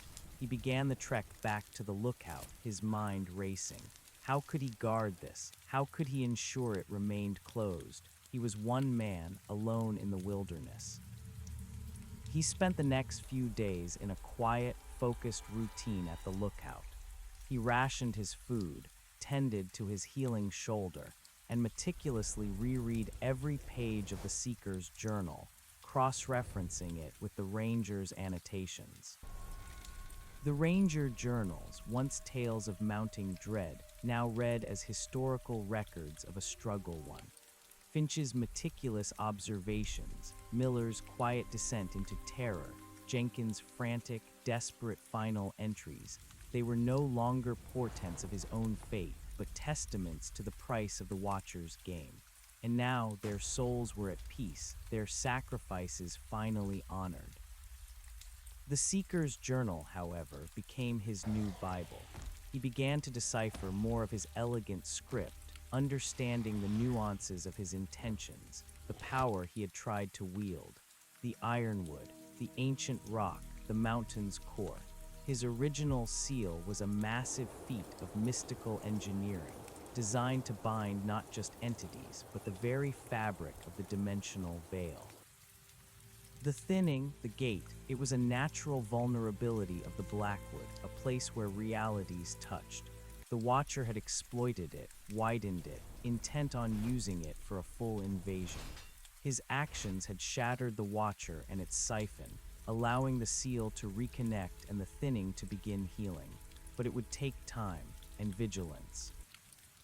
The Keeper, their purpose, is not done. He understood now. The seal, though reconnected, was not self-sustaining indefinitely in its protective state.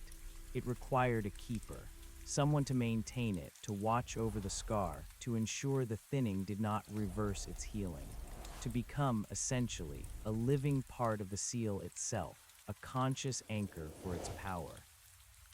It was a profound, almost overwhelming realization. He had saved the Blackwood, but in doing so, he had bound himself to it, not as a battery, not as a victim, but as a guardian, a willing participant. He remembered the Watcher's taunts. "This cabin, it is now your permanent chamber." Its words had been true, but twisted. It had meant it as a prison. He had transformed it into a sanctuary, a base of operations for his new, solitary purpose. His food supplies dwindled to nothing. He would have to hunt, fish, learn to live off the land, not just survive for a few weeks on rations. This was his home now. This was his life. He walked to the edge of the forest, near the old fire road. The scar was still there, shimmering faintly. He watched it, feeling the deep thrum of the altar beneath his feet. The task felt immense, terrifying, yet also undeniably right. This was his responsibility, his atonement for the ranger he had failed to save, the lives that had been lost. He returned to the cabin, a new resolve hardening in his gaze. He looked at the old, simple cabin. It was small, isolated, yet it was the epicenter of something vast and ancient. He reached into his backpack and pulled out the old logbook. Arthur Finch's meticulous records, Ranger Miller's increasingly frantic entries, Sarah Jenkins' last desperate words, and now his own scrawled alongside theirs. My name, my story, the last keeper. He sat down at the righted table, pulled out a fresh, unused logbook from his pack, and uncapped his pen. His hand was steady. The first entry, his first entry as the new, permanent keeper. He wrote the date, then began to write, a new beginning, a new purpose. Day 1 post-convergence, the Watcher is shattered, the entities are gone, the seal is reconnected.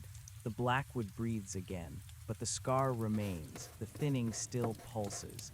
My purpose here is clear, to stand vigil, to guard the gate, to maintain the balance. He wrote for a long time, detailing his observations of the scar, his understanding of the Seeker's seal, his plans for survival in the wilderness. He wrote about the Ranger journals, about the peace he felt from their released souls. He wrote about the new hum, the heartbeat of the mountain. He detailed the subtle changes in the forest, the return of bird song, the scent of pine instead of decay. He outlined his strategies for patrolling the thinning, for monitoring its slow healing, for identifying any new anomalies. When he finished, the sun was setting, painting the western sky in hues of orange and purple, a glorious, fiery spectacle. He looked up, no green shimmer, no oppressive ceiling, just the vast, open sky. He closed the logbook, a sense of quiet determination settling within him. He was the keeper now, and his watch had just begun. He knew it would be a solitary life, one of constant vigilance, but it was a life imbued with profound meaning. He had faced the abyss and emerged, not unscathed, but stronger, purposed. The Blackwood was his charge, its delicate balance his sacred duty. He reached for his axe, a silent promise to the encroaching night. He had found his place, not as a victim of fate, but as its chosen guardian. The future was unknown, filled with potential dangers, but he was ready. He would watch, he would wait, and he would stand firm.